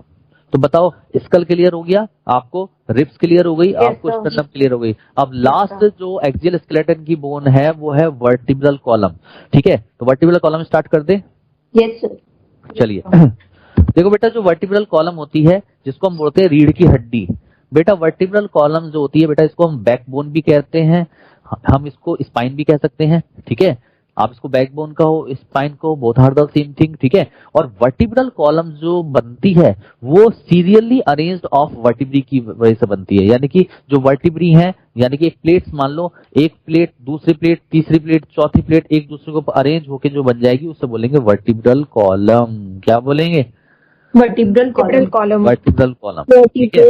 हाँ, तो एक मिनट में आप लोगों को पूरी बात बता देता हूँ। पहले इधर देखिए, देखिए ये वर्टिब्रल कॉलम की स्ट्रक्चर है, दिख रही है सब लोगों को वर्टिब्रल कॉलम, ठीक है। तो देखो अगर आप साइड से देखो वर्टिब्रल कॉलम को, देखो सामने से देखो तो स्ट्रेट दिख रही है, लेकिन अगर साइड से देखो तो वर्टिब्रल कॉलम इस तरीके से होती है। Yes sir. ठीक है, तो वर्टिब्रल जो कॉलम है, वर्टिब्रल कॉलम किससे बनी है? 26 वर्टिब्री से बनी है। यानी कि अगर हम वर्टिब्री की नंबर की बात करते हैं तो जो फीटल लाइफ होती है, यानी कि न्यूबॉर्न बेबी के अंदर टोटल नंबर ऑफ वर्टिब्री 33 होती हैं। कितनी होती हैं? 33। लेकिन एडल्ट में ये जो वर्टिब्री हो जाती हैं ये 26 हो जाती हैं। बाकी वर्टिब्री का क्या होता है? फ्यूजन हो जाता है। क्या हो जाता है? फ्यूजन। क्लियर? अभी मैं बताऊंगा। तो इस तरीके से अगर आप लोग नंबर ऑफ वर्टिब्री देखें तो हमारे जो नेक रीजन में वर्टिब्री होती हैं उनको कहते हैं सर्वाइकल वर्टिब्री। क्या बोलते हैं? सर्वाइकल, जिनका नंबर होता है 7। हमारे जो चेस्ट रीजन में वर्टिब्री होती है उनको बोलते हैं थोरेसिक वर्टिब्री, जिनका नंबर होता है 12। ठीक है, हमारे एब्डोमिनल रीजन में जो वर्टिब्री होती हैं उनको कहते हैं लंबर वर्टिब्री, जिनका नंबर होता है 5। क्या? ठीक है, और हमारे हिप रीजन में या पेल्विक रीजन में जो बोन होती हैं उनको कहते हैं, वर्टिब्री को बोलते हैं सैक्रल वर्टिब्री। क्या बोलते हैं बेटा? जल्दी बोलो। Sacral vertebrae. Sacral vertebrae. Sacral. 5 lumbar vertebral sir किस रीजन में आते हैं? एब्डोमिनल रीजन में। ओके। ठीक है, हाँ सैक्रल वर्टिब्री। अभी जो मैं बोल रहा हूँ सैक्रम मत बोलो, अभी सैक्रल वर्टिब्री बोलो। ठीक है, सैक्रल वर्टिब्री। और सैक्रल वर्टिब्री का नंबर कितना है? 5 है। ठीक है, और उसके बाद जो टेल वाले पार्ट में होती है दैट इज कॉल्ड कॉकिक्स। ठीक है, कॉकिक्स बोन या उसे कोकाइजियल बोन भी बोलते हैं। ठीक है, हाँ कोकाइजियल बोन्स कितनी होती है? 4 to 5 इन नंबर। कितनी होती है? 4 to 5 इन नंबर। अभी मैंने फीटस की बात करी है, लेकिन जब वो एडल्ट में कन्वर्ट होगा तो वर्टिब्री का फ्यूजन होगा। कैसे फ्यूजन होगा? इधर देखिए, सर्वाइकल वर्टिब्री जितनी फीटल लाइफ में है उतनी ही एडल्ट लाइफ में होगी, यानी कि 7 ही रहेंगी, इनमें कोई फ्यूजन नहीं होगा। Yes sir. थोरेसिक वर्टिब्री 12 थी फीटल लाइफ में, एडल्ट में भी 12 रहेंगी, इनमें भी कोई फ्यूजन नहीं होगा। लंबर वर्टिब्री 5 है फीटल में, एडल्ट में भी 5 है, इनमें भी कोई फ्यूजन नहीं होगा। लेकिन जो सैक्रल वर्टिब्री है जो 5 थी वो आपस में फ्यूज होके ट्राइएंगुलर वर्टिब्री, ट्राइएंगुलर बोन बना लेती है, जिसको हम नाम देते हैं सैक्रम। तो यानी कि ये 5 से एडल्ट में कितनी हो जाएंगी? 1 हो जाएगी। 1। तो यानी कि सैक्रल वर्टिब्री ने आपस में फ्यूज्ड होके जो बोन बनाई उसको बोलते हैं सैक्रम। ठीक है, अच्छा जो कोकाइजियल बोन्स होती हैं बेटा उनका नंबर फीटल लाइफ में 4 से 5 होता है, और वो आपस में फ्यूज्ड होके जो बोन बनाते हैं उसे बोलते हैं कॉकिक्स बोन। तो कॉकिक्स बोन भी क्या है? फ्यूज्ड बोन है। ये नंबर तो 1 होती है। तो इस तरीके से एडल्ट में सर्वाइकल इनका नंबर हो गया 7, 12, 5, 1, 1, यानी कि टोटल 26। लेकिन अगर फीटल लाइफ की बात करें तो वो होगा 7, 12, 5, 5, 4। क्लियर? अरे बोलो, क्लियर हुआ आपको? नहीं हुआ? यस सर हो गया। चलिए दूसरी चीज, अब एक छोटे छोटे पॉइंट्स पे आएंगे। अब क्या बात कहां पर आके फंस रही है कि ये जो आपकी जो वर्टिब्रल कॉलम है ये कर्व्ड क्यों है, इसमें कर्वेचर क्यों है? ताकि ये ब्रेक ना हो जाए, ताकि इनमें इलास्टिसिटी रहे। बेटा अगर ये बिल्कुल स्ट्रेट होती तो आप जैसे ही झुकते तो जैसे डंडी टूट जाती है, जैसे कोई स्टिक ब्रेक हो जाती है, ऐसे ये भी ब्रेक हो जाती। तो इसको इलास्टिसिटी प्रोवाइड करने के लिए, इसको मूवमेंट प्रोवाइड करने के लिए क्या बन गए? ये इसमें कर्वेचर बन गए। ठीक है, और 2 तरीके के इसमें कर्वेचर बनते हैं, एक बनते हैं प्राइमरी कर्वेचर और एक होते हैं सेकेंडरी कर्वेचर। अब आप कहोगे सर ये प्राइमरी और सेकेंडरी कर्वेचर हैं क्या? प्राइमरी कर्वेचर वो होते हैं जो बर्थ के साथ आते हैं, यानी कि बाई बर्थ आते हैं। बच्चे ने जन्म लिया और उसके साथ जो कर्वेचर आएंगे that is called primary curvature, और जो कर्वेचर आफ्टर बर्थ प्रोड्यूस होंगे that is called secondary curvature. तो प्राइमरी कर्वेचर कौन कौन से हैं मैं बता देता हूं आप लोग। प्राइमरी कर्वेचर जो थोरेसिक कर्वेचर होता है और जो सैक्रल कर्वेचर होता है, यानी कि थोरेसिक होता है उसके चेस्ट रीजन में और सैक्रल होता है उसके हिप रीजन में। जो कर्वेचर होता है ये प्राइमरी कर्वेचर होते हैं, ये बाई बर्थ आते हैं, जन्म के साथ आते हैं बच्चे के अंदर। लेकिन सर्वाइकल कर्वेचर जो नेक के अंदर होता है और लंबर कर्वेचर जो एब्डोमिनल रीजन में होता है, ये दोनों कर्वेचर सेकेंडरी कर्वेचर होते हैं, ये आफ्टर बर्थ प्रोड्यूस होते हैं। बात समझ में आई? छोटा बच्चा होता है उसकी गर्दन पे हाथ रख के रखते हैं कि ताकि उसकी वो ना हो जाए। हाँ हाँ ठीक है, बात तो समझ में आ रही है बात, बोलो।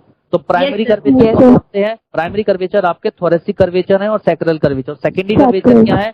सर्वाइकल और लंबर। अब आप कहोगे सर ये सर्वाइकल लंबर डेवलप कैसे होते हैं? तो बेटा क्या होता है, जब बच्चे का जन्म होता है तो बच्चा जब जन्म लेता है तो उसकी आंखें खुलती हैं, तो वो सराउंडिंग को देखता है, ऐसे अपनी गर्दन को घुमाता है, इन्वेस्टिगेट करता है सराउंडिंग को, सब चीजों को देखता है। तो उसके गर्दन घुमाने की वजह से और इन्वेस्टिगेट करने की वजह से जो कर्वेचर डेवलप होता है that is called cervical curvature. उसके बाद धीरे धीरे बच्चा क्या करता है, घुटने घुटने चलना शुरू करता है, क्राउलिंग करता है, उसके बाद वो धीरे धीरे खड़ा होना सीखता है, फिर खड़ा होकर चलना सीखता है। तो उस समय जो कर्वेचर डेवलप होता है that is called lumbar curvature.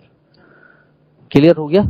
ये नहीं हुआ? यस सर क्लियर हो गया। यस ठीक है, तो आपको कर्वेचर भी क्लियर हो गया। अब एक और चीज बात करते हैं। अब बात, हाँ बेटा जल्दी बोलो। सर कॉक्सल कर्वेचर कौन सा होता है? कॉक्सल नहीं होता? कॉक्सल नहीं होता? नहीं, कोएक्सियल कोई कर्वेचर नहीं होता, 4 ही कर्वेचर होते हैं। ठीक है, अरे ठीक है ओके।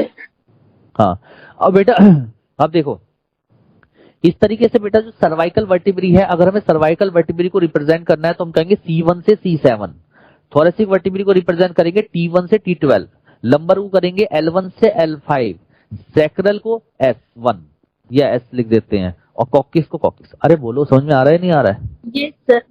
ठीक है, अब क्या है कि अगर हम वर्टिब्री का साइज देखें तो बेटा आप लोग डायग्राम में आपको बिल्कुल क्लियर दिखाई दे रहा है कि सर्वाइकल वर्टिब्री से बड़ी वर्टिब्री है थोरेसिक वर्टिब्री, और थोरेसिक वर्टिब्री से बड़ी आपको दिख रही है लंबर वर्टिब्री, और लंबर वर्टिब्री के बाद फिर सैक्रल छोटी हो जाती है और कॉक्सिस उससे छोटी हो जाती है। इसका मतलब सर्वाइकल से लेके लंबर वर्टिब्री तक तो वर्टिब्री का साइज बढ़ रहा है और उसके बाद घट रहा है। अरे बोलो। Yes sir. इसका मतलब आपकी बॉडी के अंदर सबसे लार्जेस्ट वर्टिब्री कौन सी है? Lumbar vertebrae. सबसे लॉन्गेस्ट वर्टिब्री कौन सी है? लंबर। सबसे स्ट्रॉन्गेस्ट वर्टिब्री कौन सी है? लंबर।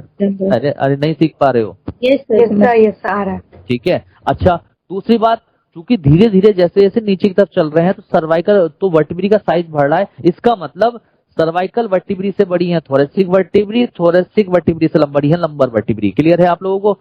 ठीक है, इसीलिए अब आप कहोगे सर एक वर्ड होता है ट्रंक, TRUNK, ट्रंक। ट्रंक क्या होता है? इधर देखिए, तो थोरेसिक पार्ट को और एब्डोमिनल पार्ट को आप एक साथ मिला दो तो बोलते हैं ट्रंक। तो ट्रंक का पूरा वेट को होल्ड करने का काम कौन करता है? Lumbar vertebrae.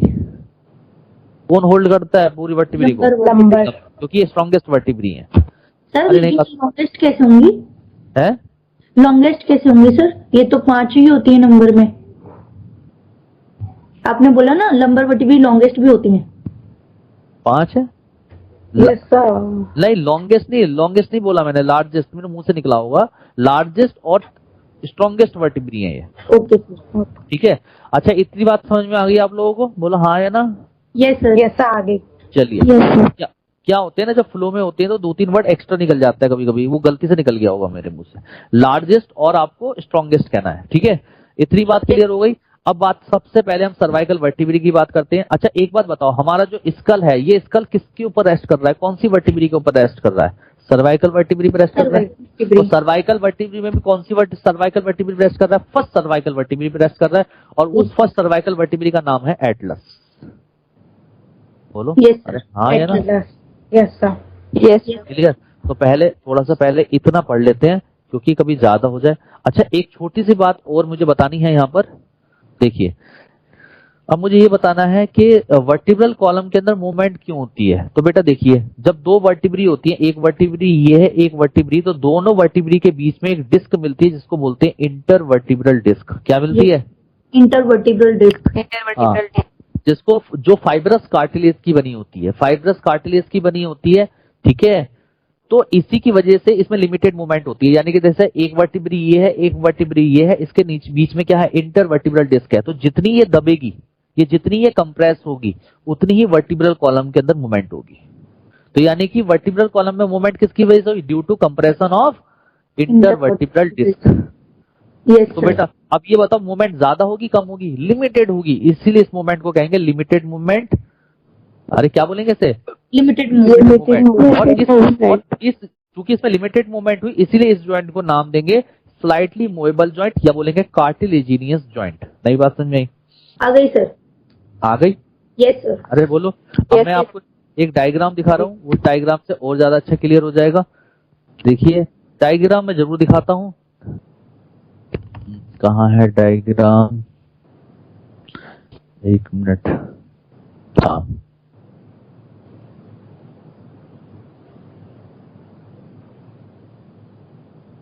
डायग्राम ये देखिए, ये एक वर्टिब्री एक, इसके बीच में देखिए ये जो है ये क्या है? Intervertebral disc. तो दिख रही है इंटरवर्टिब्रल डिस्क सबको? Yes sir. ठीक है, हाँ ये इंटरवर्टिब्रल डिस्क है। चलिए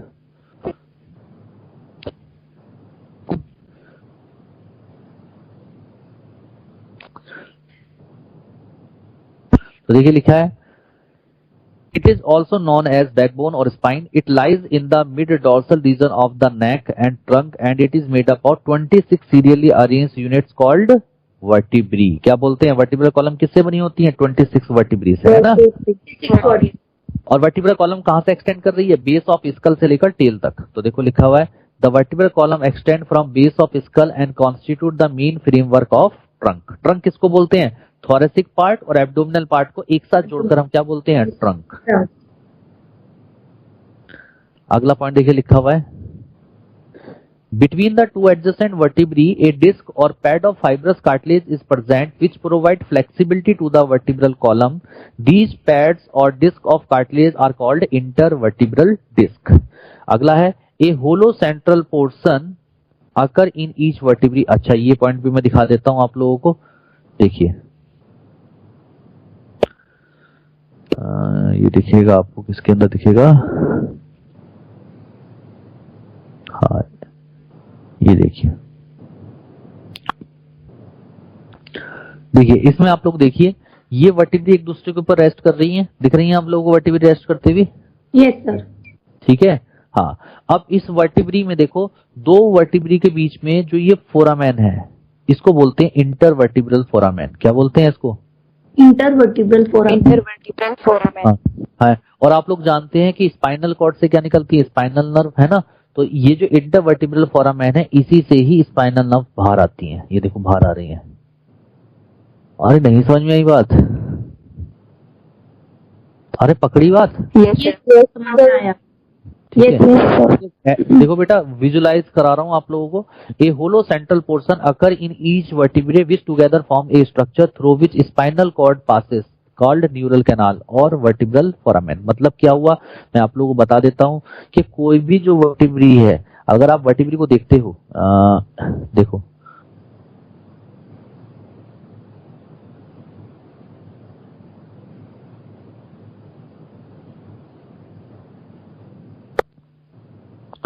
देखो ये जैसे वर्टिब्री है, आपको वर्टिब्री दिख रही होंगी, दिख रही है वर्टिब्री? तो इन वर्टिब्री के बीच में ये जो कैनाल दिख रही है आपको, ये जो कैनाल दिख रही है ये क्या है? Neural canal. क्या है ये? Neural canal. Neural canal. तो अगर आप न्यूरल कैनाल की बात करते हो तो आप खुद आप देखो न्यूरल कैनाल में अगर आप देखें तो क्या हुआ, हमारे ब्रेन जो है, ब्रेन में जो मेडुला ऑब्लंगेटा है उससे स्पाइनल कॉर्ड निकली और स्पाइनल कॉर्ड किसके थ्रू स्कल से बाहर आएगी? फोरामेन मैग्नम से। और फोरामेन मैग्नम से वो स्पाइनल कॉर्ड फिर नीचे टेल तक किसके थ्रू जाएगी? जो वर्टिब्री है, वर्टी के बीच पे जो न्यूरल कैनाल है उनसे पास होते हुए वो टेल तक चली जाएंगी। बनी इमेज नहीं बनी इमेज? Yes sir. ठीक है, चलिए चलिए अब आती है वर्टिब्री। सर हाँ वर्टिब्री सर बीच में से होल होती है? हाँ बीच में से होलो कैनाल होती है ना उसके बीच में, जिसको न्यूरल कैनाल बोलते हैं। ये हाँ न्यूरल कैनाल या वर्टिब्रल कैनाल भी बोलते हैं। तो देखिए वर्टिब्री, तो vertebral column protect the spinal cord. कैसे प्रोटेक्ट कर रहा है स्पाइनल कॉर्ड को? क्योंकि बेटा जो वर्टिब्रल कॉलम है वो वर्टिब्री से बनी है, और वर्टिब्री के बीच में कैनाल, कौन सी कैनाल है? न्यूरल कैनाल, उसी से तो स्पाइनल कॉर्ड पास होकर नीचे जा रही है। Yes sir. तो प्रोटेक्शन दिया ना स्पाइनल कॉर्ड को, ठीक है। और दूसरा काम क्या कर रही है, हमारा जो स्कल है वो किसके ऊपर रेस्ट कर रहा है? वर्टिब्री पे तो कर रहा है। तो पहले सेकंड फंक्शन क्या हो गया? सपोर्ट द हेड, हेड को सपोर्ट कर रहा है। तीसरा फंक्शन क्या हो गया? जो हमारे रिब्स हैं वो रिब्स जाके थोरेसिक वर्टिब्री से तो अटैच थी वेंट्रल साइड पे, अरे बोलो। तो अगला क्या हो गया? Serve as point of attachment for ribs and musculature of back. और हमारी जो कमर की जो मसल्स हैं वो भी तो वर्टिब्रल कॉलम पे अटैच होती हैं। तो ये सारे फंक्शंस किसके हो गए? वर्टिब्रल कॉलम के। अगला आता है टाइप्स ऑफ वर्टिब्री। तो वर्टिब्री टाइप, फीटल स्टेज और एडल्ट स्टेज। तो सबसे पहले नेक रीजन में कौन सी वर्टिब्री होती है? बेटा बोलो, सीखोगे, बोलो। Cervical vertebrae. फीटल में कितनी होती है? 7, एडल्ट में भी 7। थोरेसिक रीजन में फीटल 12, लंबर में देखो 5, सेंट्रल में 5, 1, तो फीटल स्टेज में 33 और एडल्ट में 26। क्लियर है? बिल्कुल डिफरेंस क्लियर हो रहा है। इसका मतलब यस सर, सैक्रल और कॉकिक्स में ही फ्यूजन हुआ है, बाकी किसी में फ्यूजन नहीं हुआ है। नहीं हुआ है। यही है सर। हाँ, ये जो हमारे वर्टिब्रल कॉलम होते हैं, हाँ, इसके बीच में आपने बताया था ना सर, हर वर्टिब्री के बीच में इंटरवर्टिब्रल डिस्क प्रेजेंट होती है। हाँ। तो सर वर्टिब्री में जैसे बीच में कैनाल होता है जहाँ से स्पाइनल कॉर्ड पास करती है, तो सर वो जो डिस्क हमारी प्रेजेंट होती है सर, मतलब वहां नहीं होगी। देखो ना, आप डायग्राम सही से देखो, डायग्राम को सही से देखो। मैं दिखाता हूँ डायग्राम। मुझे डिस्क का नहीं हुआ सर एक बार क्लियर, वहां से कैसे पास हुआ सर? बेटा वहां डिस्क नहीं होती, डिस्क रेस्टिंग पोजीशन है ना। ये तो देखो, देख रहे हो?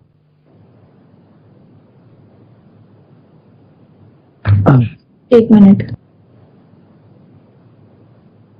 नहीं दिखाई दे रहा, इसमें दिख रहा है आप लोगों को। आप ये मान के देखो, इधर देखो, इसमें देखो, ये केवल यही पोर्शन तो रेस्ट कर रहा है एक दूसरे के ऊपर, बाकी इसके आगे की तरफ एक फ्लोर भी तो निकला हुआ है, जैसे छज्जा बोलते हैं एक तरह से। अच्छा समझ गई सर। उसमें कैविटी है, वो रेस्ट नहीं कर रही है, वो तो आगे की तरफ निकला हुआ है। ठीक है सर। केवल जो पीछे का जो सॉलिड पार्ट है जिसको हम बोलते हैं बॉडी ऑफ वर्टिब्री रेस्ट कर रही है। ठीक है सर। नई बात समझ में अब आ गई सर, समझ गई। आ गया ना? हाँ जी। चलिए अब स्टार्ट करता हूं मैं आप लोगों को। अब मैं बताता हूं, देखिए, देखो बेटा ये स्कल है, बिल्कुल ध्यान से समझना, एक ही बारी में समझ लेना। ये स्कल है, मुझे पीछे से कोई देख रहा है स्कल में, तो ये कौन सी बोन दिखाई देगी मेरी? ये कौन सी है? Occipital bone. Occipital bone. Occipital, yes sir. ठीक है, हाँ। और ऑक्सीपिटल बोन, और ये हो गया यहाँ पे फोरामेन मैग्नम। फोरामेन मैग्नम, ठीक है, मैग्नम। और फोरामेन मैग्नम के दोनों तरफ ऑक्सीपिटल बोन क्या करती है? कॉन्डाइल बना लेती है। ये बन गया ऑक्सीपिटल कॉन्डाइल। अरे बोलो। Yes sir, occipital condyle. और नंबर पे कितने होते हैं? 2, इसीलिए हमारी स्कल कैसी है? डायकोंडाइल। स्कल। क्लियर? अब क्या होता है, जो फर्स्ट वर्टिब्री है जिसको हम क्या बोलते हैं? एटलस। ठीक है, देखो अब सीधा देखो, अगर सर्वाइकल वर्टिब्री की हम बात करें, सर्वाइकल वर्टिब्री की हम बात करें, बेटा सुनते जाना, समझते जाना। सर्वाइकल वर्टिब्री टोटल कितनी होती है? 7, यानी कि C1 से C7 तक होती है। तो इसमें C1 को यानी कि फर्स्ट सर्वाइकल वर्टिब्री को बोलते हैं एटलस, सेकेंड वाली को बोलते हैं एक्सिस वर्टिब्री, और 7 वाली को इसी के नाम पे बोलते हैं 7th सर्वाइकल वर्टिब्री। मेरी बात को समझते जाना। तो ये जो तीनों सर्वाइकल वर्टिब्री होती हैं, ये डिसिमिलर इन शेप होती हैं। डिसिमिलर इन शेप यानी कि इनकी शेप अलग अलग होती है, इसीलिए इनको कहा जाता है एटिपिकल वर्टिब्री। एटिपिकल वर्टिब्री यानी कि एटिपिकल वर्टिब्री वो वर्टिब्री होती है जिनकी स्ट्रक्चर या शेप क्या हो? डिफरेंट हो, अलग हो। लेकिन C3 से लेकर C6 तक जितनी भी वर्टिब्री होती है, इनकी स्ट्रक्चर सेम होती है, तो इनको कहा जाता है टिपिकल वर्टिब्री। नई बात समझ में आई? आ गई। अब ये आपका स्कल है, तो ये स्कल अब किसके ऊपर रेस्ट करेगा? C1 पे तो रेस्ट करेगा सबसे पहले। बोलो बेटा हाँ या ना। अब देखिए कैसे होगा। अब उस चीज को देखना है आप लोगों को, किस तरीके से रेस्ट करेगा। छोटे छोटे पॉइंट्स पे हमें फोकस करना है। तो इधर देखिए, अब मैं इसको थोड़ा सा मिटा देता हूँ। इतना तो आपके दिमाग में बैठ गया है, ये सब थ्योरी में भी लिखा हुआ है, कोई दिक्कत नहीं। तो अब देखिए, अब मैं आपको C1 बना रहा हूं। तो C1 बनाने के लिए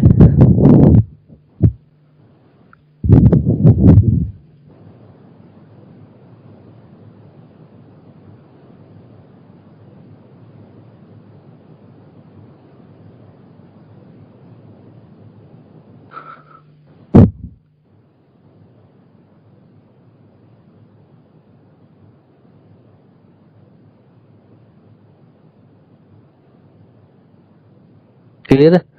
ये कौन सी वर्टिब्री हो गई? C1। तो अगर ठीक है, अब क्या होता है बेटा, देखिए इसमें जो ये साइड में दिखाई दे रहे हैं, this is called transverse process. थोड़ा सा मैं कर देता हूँ ठीक इसको। ये है ट्रांसवर्स प्रोसेस। क्या बोलते हैं ना, जल्दी से बताओ। Transverse process. क्योंकि ये ट्रांसवर्स साइड में निकले में ट्रांसवर्स प्रोसेस का मतलब होता है एक्सटेंशन। इनका काम क्या होता है, जो वेट आ रहा है ऊपर से, वेट आ रहा है, उस वेट को ये डिस्पर्स कर देते हैं, फैला देते हैं। आप लोग जानते हैं अगर कोई चीज फैला दी जाए तो उसका वेट क्या हो जाता है? कम हो जाता है। ठीक है, तो बात समझ में आ रही है? तो ये क्या करते हैं, ऊपर जो ऊपर से वेट आ रहा है उसको क्या कर रहा है? डिस्पर्स कर रहा है, जिसकी ट्रांसवर्स प्रोसेस, जिसकी वजह से वेट कम होता जाता है बॉडी का। ठीक है, वरना तो बॉडी का 75 किलो का वजन, मैं कैसे 75 किलो का वजन लेके मैं चल सकता हूँ, लेकिन मैं 75 किलो के वजन को दौड़ा भी सकता हूँ। कैसे? क्योंकि सारे वेट को डिस्पर्स करने का काम कौन कर रही है? Transverse process.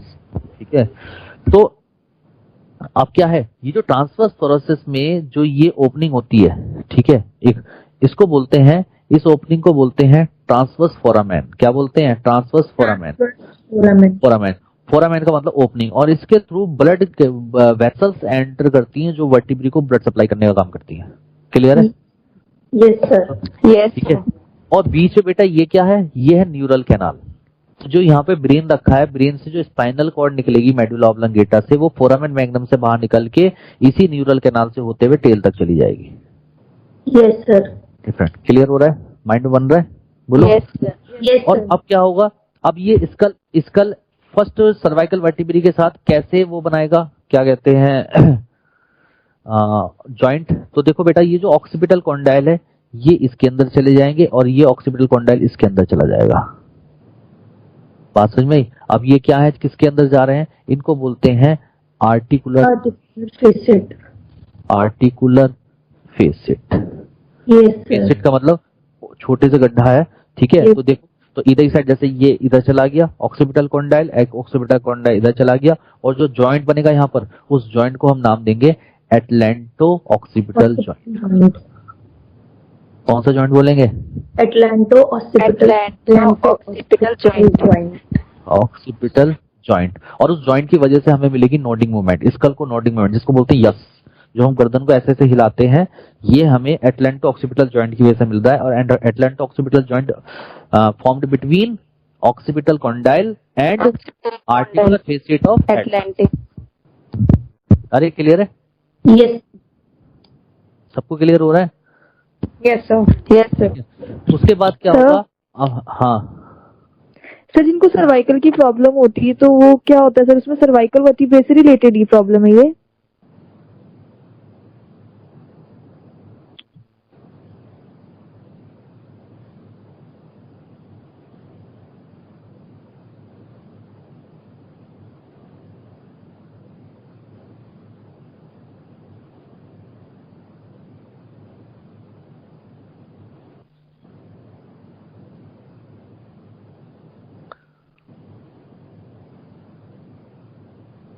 Hello. Yes sir. Yes sir. हाँ बेटा, वो लाइट चली गई थी, लाइट चली गई थी।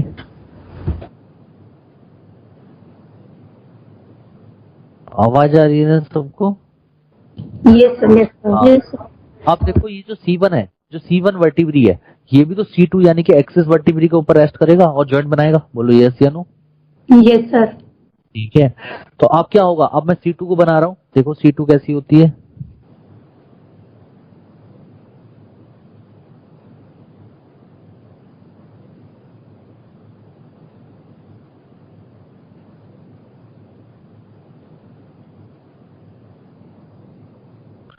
ये बन गई C2। ये बीच में क्या हो गई, ये कौन सी कैनाल बना दी, न्यूरल कैनाल। कैनाल। ठीक है, ये हो गई ट्रांसवर्स प्रोसेस, और ट्रांसवर्स प्रोसेस में जो फोरामेन होंगे ना बोलेंगे ट्रांसवर्स फोरामेन, बोलो यस या नो। Yes sir.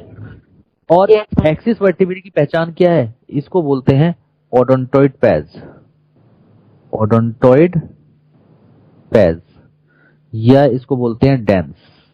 ठीक है, तो ये जो ओडोंटोइड पैज है ये चला जाता है, ये देखिए न्यूरल कैनाल के ऊपर जो ओपनिंग दिख रही है, this is called articular surface. क्या बोलते हैं इसे, आर्टिकुलर सरफेस। हाँ, तो ये जो आर्टिकुलर सरफेस ऊपर हो गया, नीचे ओडोंटोइड पैज हो गया, ये इसके अंदर चला जाता है और जाने के बाद स्कल को रोटेशन प्रोवाइड करेगा। नहीं बात समझ में आ गई सर। तो ये जो ओडोंटोइड पैज है ये आर्टिकुलर सरफेस के अंदर ऐसे एंटर कर जाएगा और जॉइंट बनाएगा, pivot joint, PIVOT, pivot joint, जिसकी वजह से rotation of the skull, skull को रोटेशन मिलेगी। क्लियर हुआ पॉइंट या नहीं? Yes sir. यस बोलो।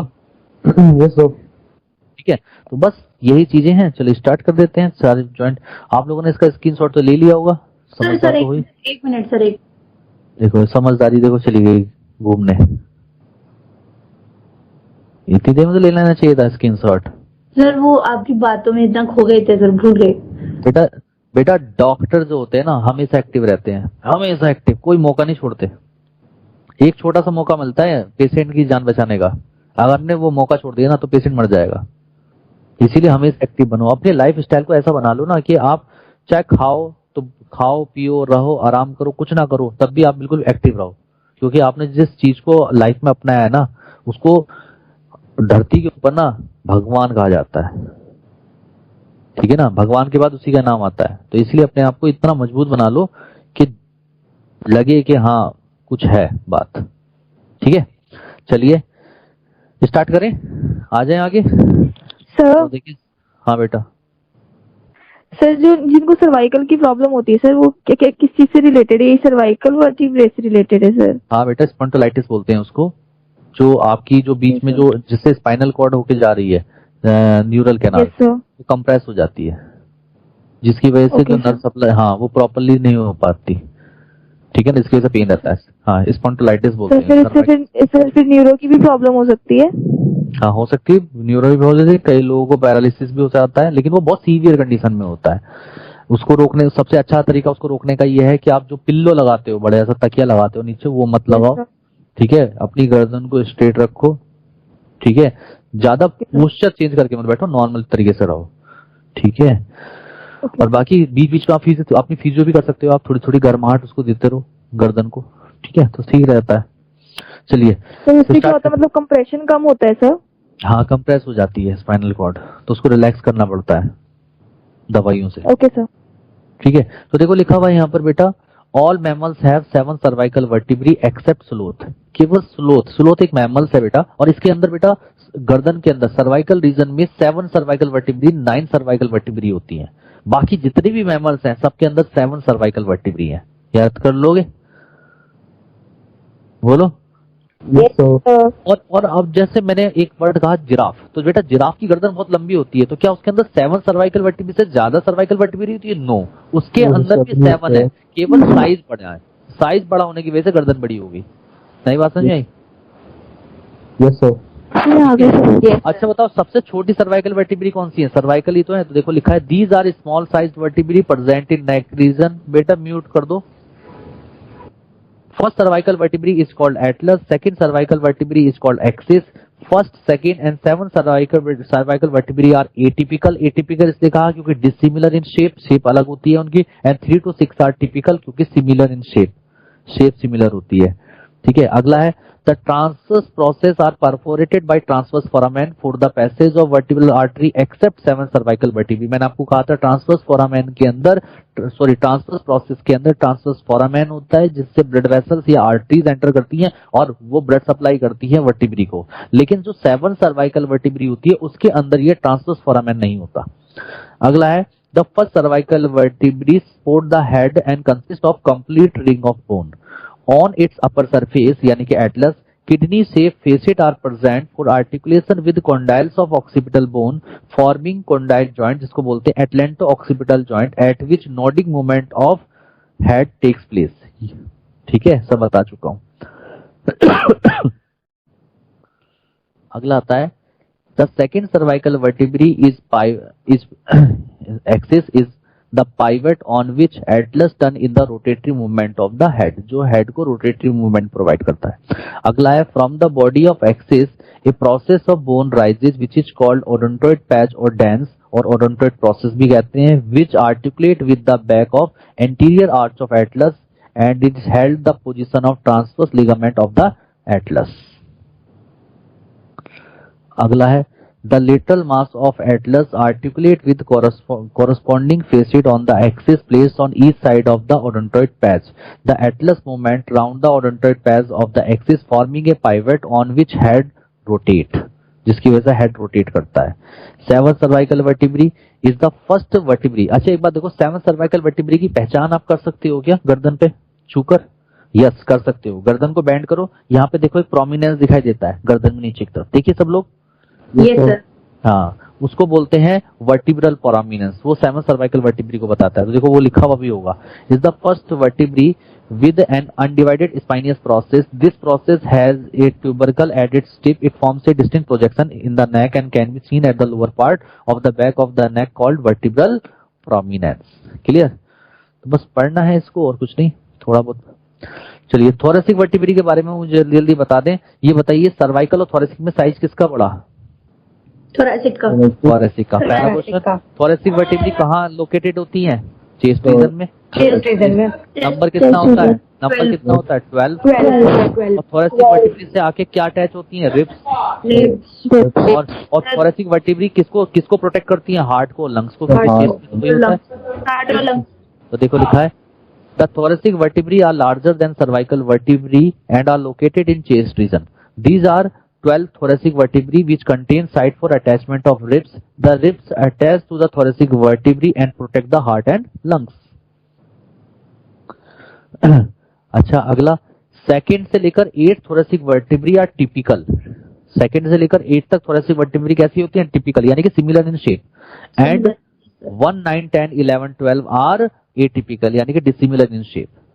ठीक है। अगला है these are larger than cervical vertebrae, they increase in size as they descend downward. मतलब समझ में आया? यानी कि सर्वाइकल वर्टिब्री के कंपेयर में थोरेसिक वर्टिब्री का नंबर ज्यादा है, लेकिन T1, T2, T3 इस तरीके से देखें तो T1 से T2 बड़ी होगी, फिर T2 से T3 बड़ी होगी, T3 से, यानी कि लगातार नीचे जाने में गोइंग डाउनवर्ड साइज क्या हो रहा है? इंक्रीज हो रहा है। ठीक है।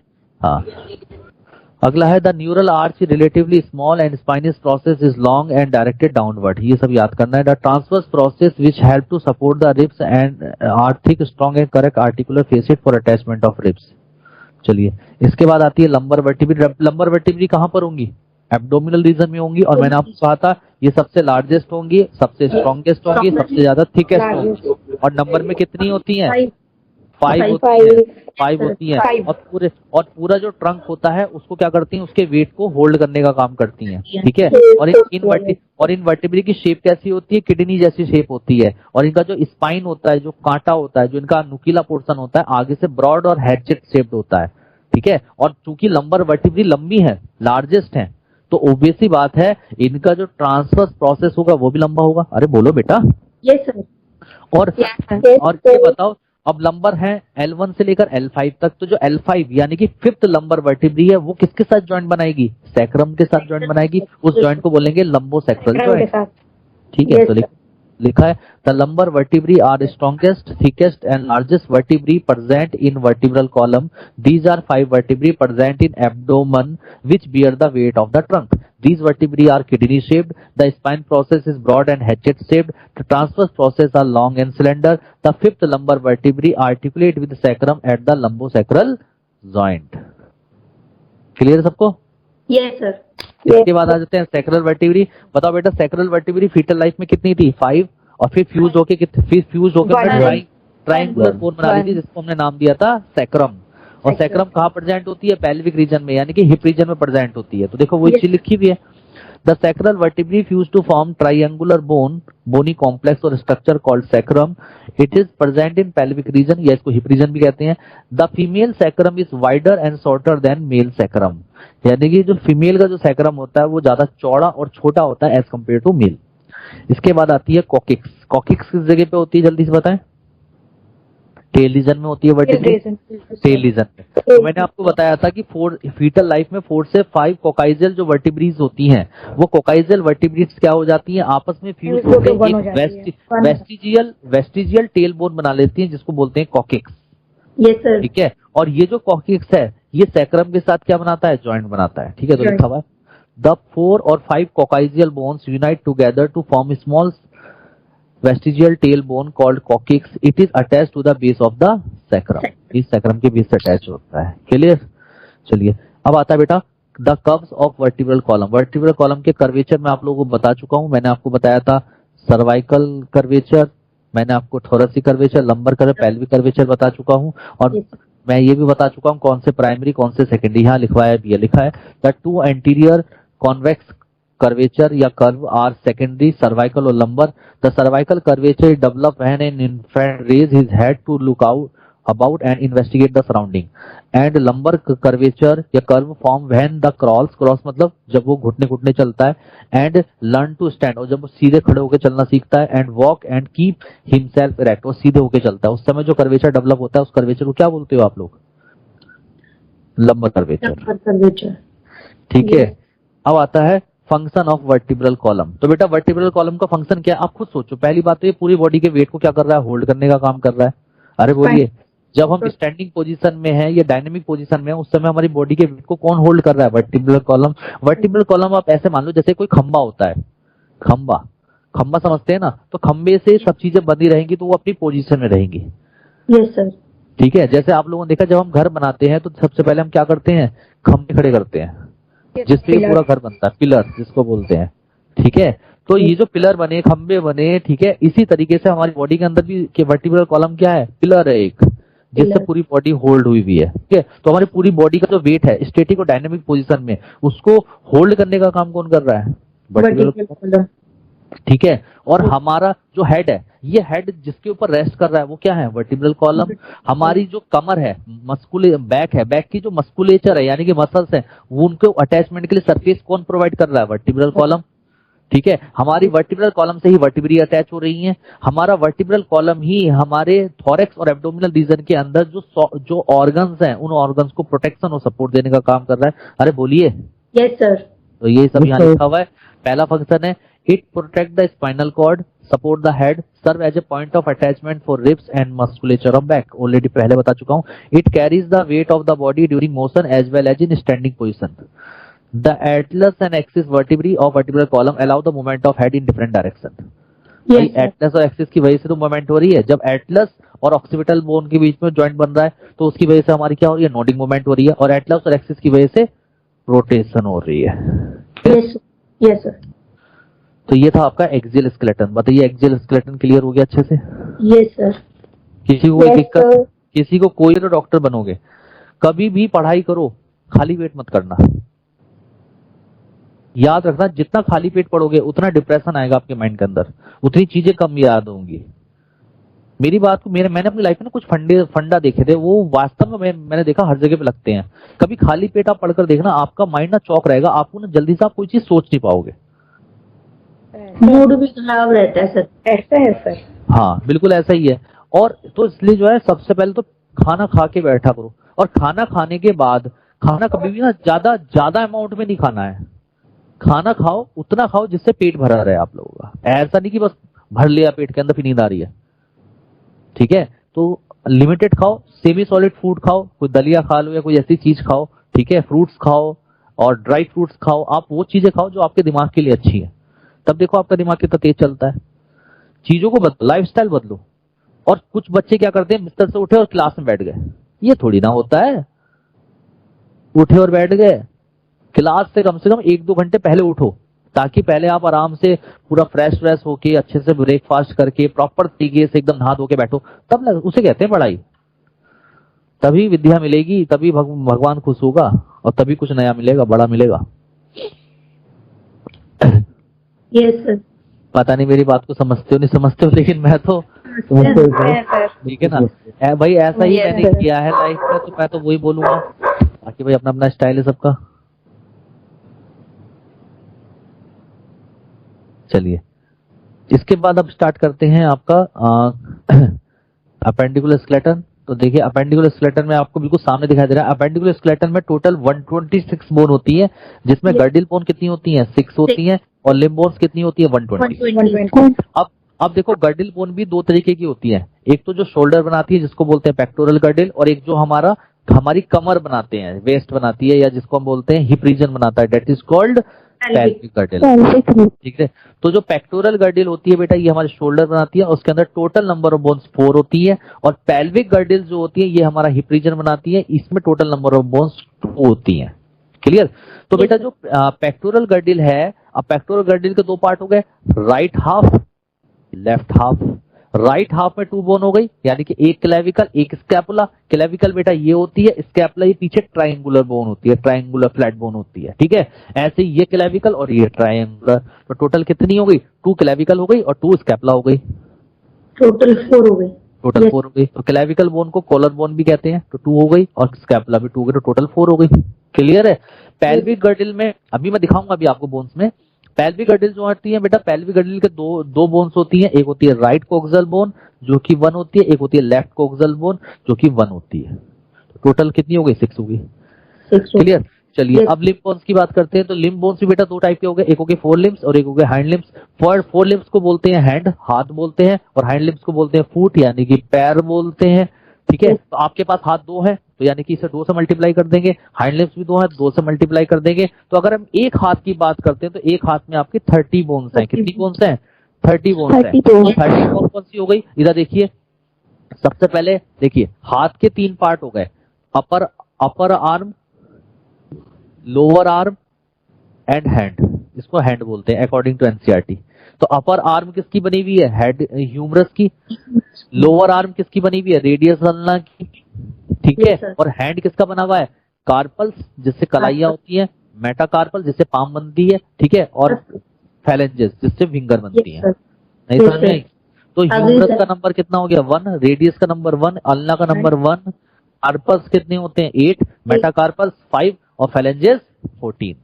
यानी कि ह्यूमरस 1 हो गई, रेडियस अल्ना 1 हो गई, और आपके कार्पल्स हो गए आपके 8, मेटाकार्पल्स आपके जिससे पाम बन रही है आपकी वो कितने हो गए 5, और फैलेंजेस हो गई 14। क्लियर? Yes sir. तो एक हाथ में 30 हो गई, तो दूसरे से मल्टीप्लाई करो तो टोटल कितनी हो गई, 60 बोन्स। तो इस बात का ध्यान रखना, ये क्वेश्चन में पूछा क्या है। ठीक है, अच्छा, हाइंड लिम्स में सेम यही सोच लगती है। ठीक है, आपके जो थाई रीजन, अब जो आपका पैर है, पैर को भी 3 पार्ट्स में डिवाइड कर दो, upper part, lower part and foot. तो अपर पार्ट में आपकी किसकी बनी हुई है, थाई वाला पार्ट किसका बना हुआ है, फीमर का। उसके बाद लोअर पार्ट किसका बना हुआ है, टीबिया फिबुला का, टीबिया फिबुला। ठीक है, तो फीमर नंबर में कितनी हो गई, 1, टीबिया हो गई 1, फिबुला हो गई 1। और आपके नी कैप, आपके जहाँ पे जो नी है उसके ऊपर एक कैप होती है, वो बनी होती है पटेला बोन की, यानी कि ठीक है, वो भी नंबर में 1 हो गई। ठीक है, और जिस जगह पे हमारे कार्पल्स हैं, ऐसे ही पैर में भी होते हैं टार्सल्स का नंबर होता है 7, मेटाटार्सल से बनते हैं हमारी क्या 5 नंबर होता है, और उसके बाद फैलेंजेस होती है 14। तो टोटल कितनी होगी 30। तो 30, तो 2 पैर हैं, तो इसलिए 60 बोन्स। अरे क्लियर है? तो सबसे पहले गर्डिल बोन डिस्कस करेंगे, उसके बाद लिम्ब बोन्स डिस्कस करेंगे। तो गर्डिल बोन डिस्कस करना स्टार्ट कर दें। Yes sir. सर, जो हमारे कार्पल्स होते हैं, इनके नाम भी याद करने पड़ेंगे क्या? हाँ बिल्कुल याद करने पड़ेंगे, अभी आएंगे आपके सामने सब। मेरे तो बेटा, मैं तो सब ऐसा पढ़ाऊंगा कि मैं तो क्वेश्चन आपका निकल नहीं दूंगा हाथ से। बाकी अगर गलती करोगे तो आप अपनी मर्जी से करोगे, तैयारी नहीं है तो तब होगी, अदरवाइज विकास सर की वजह से ना कभी गलती होगी ना क्वेश्चन बाहर निकलेगा। मैं तो सारा ही पढ़ा दूंगा आपको पूरी एनसीईआरटी। तो अपेंडिकुलर स्केलेटन, तो अपेंडिकुलर स्केलेटन सिस्टम इंक्लूड, इसमें गर्डिल बोन्स आती है, लिम्ब बोन्स। गर्डिल में कितनी बोन्स है? 6, और लिम्ब बोन्स कितनी है? 120। टोटल कितनी होगी? 126 बोन। तो सबसे पहले हम गर्डिल बोन पढ़ रहे हैं। तो बेटा गर्डिल बोन्स के 2 पार्ट हो गए, 2 पार्ट्स होते हैं गर्डिल के। एक होते हैं शोल्डर में जिसको बोलते हैं पेक्टोरल गर्डिल, और एक होता है पेल्विक गर्डिल। तो सबसे पहले स्टार्ट करते हैं पेक्टोरल गर्डिल, जिसको हम शोल्डर गर्डिल भी कहते हैं। क्या बोलते हैं बेटा, जल्दी बताओ? Shoulder girdle. तो हाँ, तो इधर देखिए, ये जो आपको बोन दिखाई दे रही है, ये पूरी की पूरी में बोन येलो कर दी है मैंने। ये जो बोन दिख रही है, दिस इज, ये पूरी की पूरी बोन को बोलते हैं स्कैपुला। क्या बोलते हैं? स्कैपुला। स्कैपुला। स्कैपुला का ये जो पार्ट है, चौड़ा सा जो पार्ट दिख रहा है, दिस इज कॉल्ड बॉडी।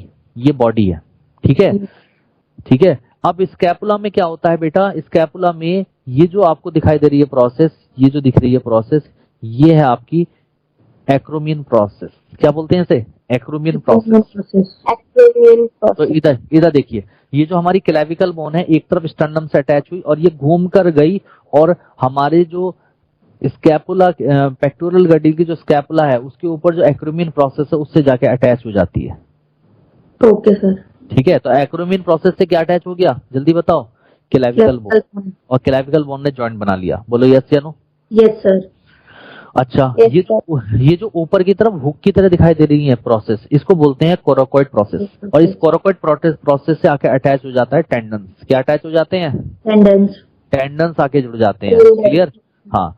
और इसमें देखो, इस स्कैपुला बोन में ये जो आपको एक कैविटी दिखती है, कप शेप्ड कैविटी दिखती है, जिसको हम बोलते हैं ग्लिनोइड कैविटी।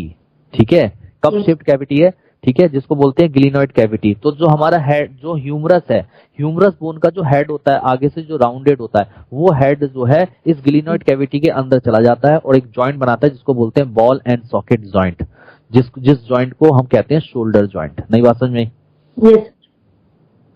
यस। अरे बोलो। यस सर, समझ में आया। Yes sir. ठीक है, तो इस तरीके से अगर आप देखो तो जो ह्यूमरस का हेड है वो किसकी तरह काम करेगा? आगे से बॉल की तरह काम करेगा। ऐसे ही तो हेड होता है बोन का, आगे से हेड की तरह काम करेगा। और ग्लिनोइड कैविटी क्या है? सॉकेट की तरह काम करेगी, तो उसके अंदर ऐसे चला जाएगा ये, और कौन सा जॉइंट बनाएगा? Ball and socket joint. Yes sir. Clear है सब लोगों को? Yes sir. वो बाकी बेटा बोन के नाम है, उस पर कभी क्वेश्चन नहीं आता तो आप पढ़ सकते हो। ये लेटरल बॉर्डर हो गया स्कैपुला का, ये मीडियल बॉर्डर हो गया, स्पाइन हो गया, ये तो आप देख सकते हो, उससे कोई मतलब नहीं है। सर, हाँ बेटा। सर जो कॉलर बोन है वो एक्रोमियम से ज्वाइंट होता है सर? है, हाँ, एक्रोमियन से ज्वाइंट। कॉलर बोन है, हाँ हाँ, एक्रोमियन प्रोसेस से आगे जुड़ता है। आगे लिखा हुआ भी है, लिखा हुआ दिखा रखा है सब, देखो लिखा हुआ है। It is a bony complex which occur between forelimbs and axial skeleton. एक बात हमेशा याद रखो, जो पेक्टोरल गर्डिल है वो हमारे फोरलिम्स और एक्सियल स्केलेटन के बीच में है, और हमारी जो पेल्विक गर्डिल है वो किस किस के बीच में है? हाइंड लिम्ब और एक्सियल स्केलेटन के बीच में है। अरे बात समझ में आई नहीं आई? Yes sir. ठीक है, अगला है, it consist of 2 half, right and left, each half consist of 2 bones, clavicle and scapula. ठीक है, सबसे पहले बात करते हैं स्कैपुला। स्कैपुला को बेटा शोल्डर ब्लेड भी कहते हैं। देखो लिखा है, it is a thin curved flat triangular bone which extend on the back side of thorax between second and 7th ribs. ये सेकंड और 7th जो रिब्स होती है उनके बीच में प्रेजेंट होती है स्कैपुला बोन। ठीक है, अगला है, the dorsal flat triangular body of scapula with elevated spine projected edge a flat expanded process called acromion process. The acromion process is flat expanded and articulate with clavicle bone. लिखा हुआ है clavicle bone, किसके साथ articulate करती है? Clavicle. The superior lateral end of scapula contain a hook like structure called coracoid process which bind to tendons. Coracoid process से कौन bind करता है? जल्दी बताओ। टेंडन। सर पार्ट दिखाया था पोस्टीरियर था सर, क्लियर नहीं हुआ। कैसी ऐसी बात करते हो बच्चे तुम? कौन सा इंफीरियर पोस्टीरियर? क्या सर एंटीरियर, सर एंटीरियर और पोस्टीरियर है सर, ये जो निकल रहा है सर स्पाइन, ये पीछे की तरफ है सर, आगे की तरफ को कोई? पीछे की तरफ है, डोर्सल सरफेस है। जितना पीछे की तरफ करोगे ना, घुमाओगे ना इसको। ओके सर, मतलब पीछे की तरफ है और फिर क्लेविकल बोन जो है एक्रोमियम से आगे की तरफ से अटैच है। हाँ, ऐसे घूम के जाएगी। ठीक है सर। ठीक है, पूरी डॉक्टर बन गए हो तुम तो, पूरी बोन लगा दोगे आज, हैं? चलिए बहुत अच्छा। अगला है scapula has a shallow articular surface called glenoid cavity which articulate with head of humerus and makes a shoulder joint, यानी कि बॉल एंड सॉकेट जॉइंट। और बॉल एंड सॉकेट जॉइंट की वजह से मूवमेंट किस एक डायरेक्शन, वन डायरेक्शन में होती है, मैनी डायरेक्शन में? मैनी डायरेक्शन में, कहीं भी मूवमेंट कर सकते हो आप। अरे बोलो। Yes sir. नहीं समझ में आ रही बात? आ गई सर। हाँ चलिए। अगला है क्लेविकल और कॉलर बोन। क्लेविकल, तो देखो क्लेविकल बोन कैसी शेप होती है? एस शेप्ड होती है। तो देखो लिखा है it is S shaped thin elongated bone which curve at two place. It has two curvature. It is connected with acromion process of scapula at one end and other end of connected with facet of sternum. मैंने कहा था ना, एक तरफ तो ये facet of sternum से जुड़ जाएगी, एक तरफ किससे जुड़ जाएगी? acromion process से। बन गई pectoral girdle। नहीं समझ में आई? Yes sir. चलिए, पेक्टोरल गर्डिल का फंक्शन क्या है? बड़ा आसान फंक्शन है, कोई दिक्कत वाली बात नहीं है। क्या फंक्शन है पेक्टोरल गर्डिल का? पहली बात बेटा, पेक्टोरल गर्डिल से जो हमारे हाथ की जितनी मसल्स हैं वो सारी मसल्स कहां जाके अटैच हो रही हैं? पेक्टोरल गर्डिल पर। Yes sir. पहला। दूसरा काम क्या है पेक्टोरल गर्डिल? पेक्टोरल गर्डिल के अंदर क्या प्रेजेंट है? ग्लिनोइड कैविटी, जिसकी वजह से हमारा हाथ का क्या बन रहा है? जॉइंट बन रहा है, यानी कि जो शोल्डर जॉइंट बनते हैं, जिसकी वजह से हाथ में मूवमेंट हो रही है। ठीक है। दूसरा, जितने भी डेलिकेट ऑर्गन्स हैं यहाँ पर, कंधे में, हाथ में, उन सबको प्रोटेक्शन देने का काम कौन कर रहा है? Pectoral girdle. तो देखो लिखा है the pectoral girdle provide the glenoid cavity which articulate with head of the humerus.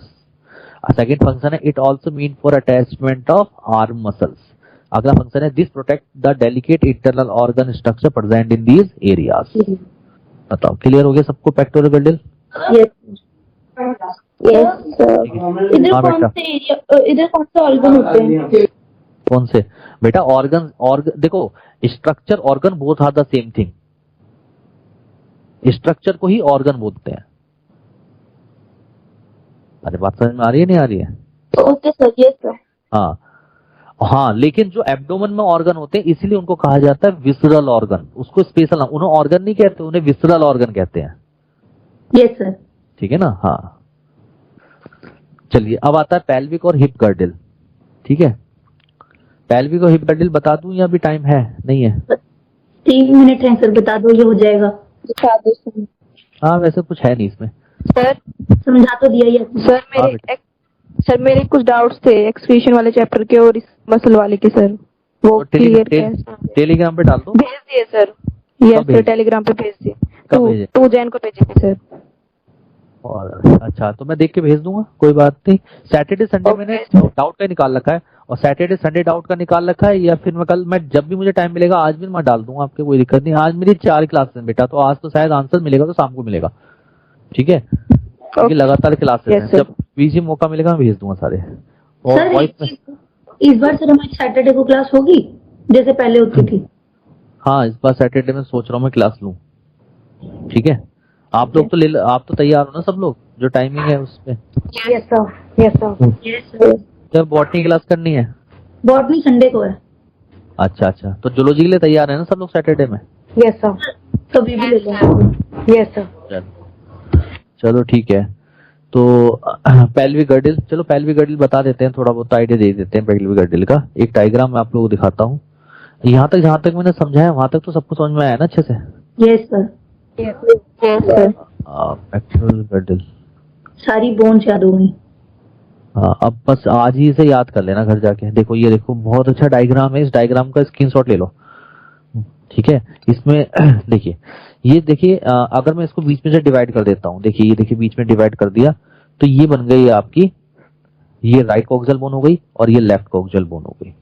और राइट कॉक्सियल या लेफ्ट कॉक्सियल बोन की बात करें तो कॉक्सियल बोन जो होती है बेटा, ये 3 बोन से बनती है। देखिए जो ऊपर दिख रही है this is called ilium bone, ये जो नीचे दिख रही है this is called ischium bone, और ये जो दिख रही है प्यूबिस बोन। तो 3 बोन, इलियम, इस्चियम और प्यूबिस बोन के आपस में फ्यूजन की वजह से कॉक्सियल बोन बन रही है, इसलिए कॉक्सियल बोन को हम फ्यूज्ड बोन बोलते हैं।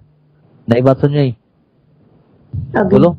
ठीक है, और इलियम जो है इसका सुपीरियर पोर्शन बना रही है, ठीक है, और इस्चियम इंफीरियर पोर्शन बना रही है। तो अगर आपसे पूछे कि प्यूबिस और इस्चियम में कौन सी बोन ऊपर होती है, प्यूबिस बोन ऊपर होती है, इस्चियम नीचे, क्योंकि ये ऐसे होती है, ऐसे होती है। ये जो कैविटी आपको दिखाई दे रही है ना, ये जो कैविटी दिख रही है, इस कैविटी में ऐसे है ये। ठीक है, तो नीचे की तरफ इस्चियम है, प्यूबिस ऊपर की तरफ है। Okay sir. क्लियर? चलो बेटा फिर बाद में बताएंगे, 11:15 हो गए, मेरी नेक्स्ट क्लास भी है, तो नेक्स्ट क्लास में मुश्किल से 10-15 मिनट में चैप्टर खत्म हो जाएगा, स्टार्ट हो जाएगा नर्वस सिस्टम। ठीक है? सर तो सब आप उसके नोट्स भेज देना सर। नर्वस सिस्टम के यस सर, प्रिंट निकालना होता है ना सर, इसलिए तो पहले से मैं- होते हैं तो हम इसी में मार्क अभी अभी दे रहा हूँ मैं।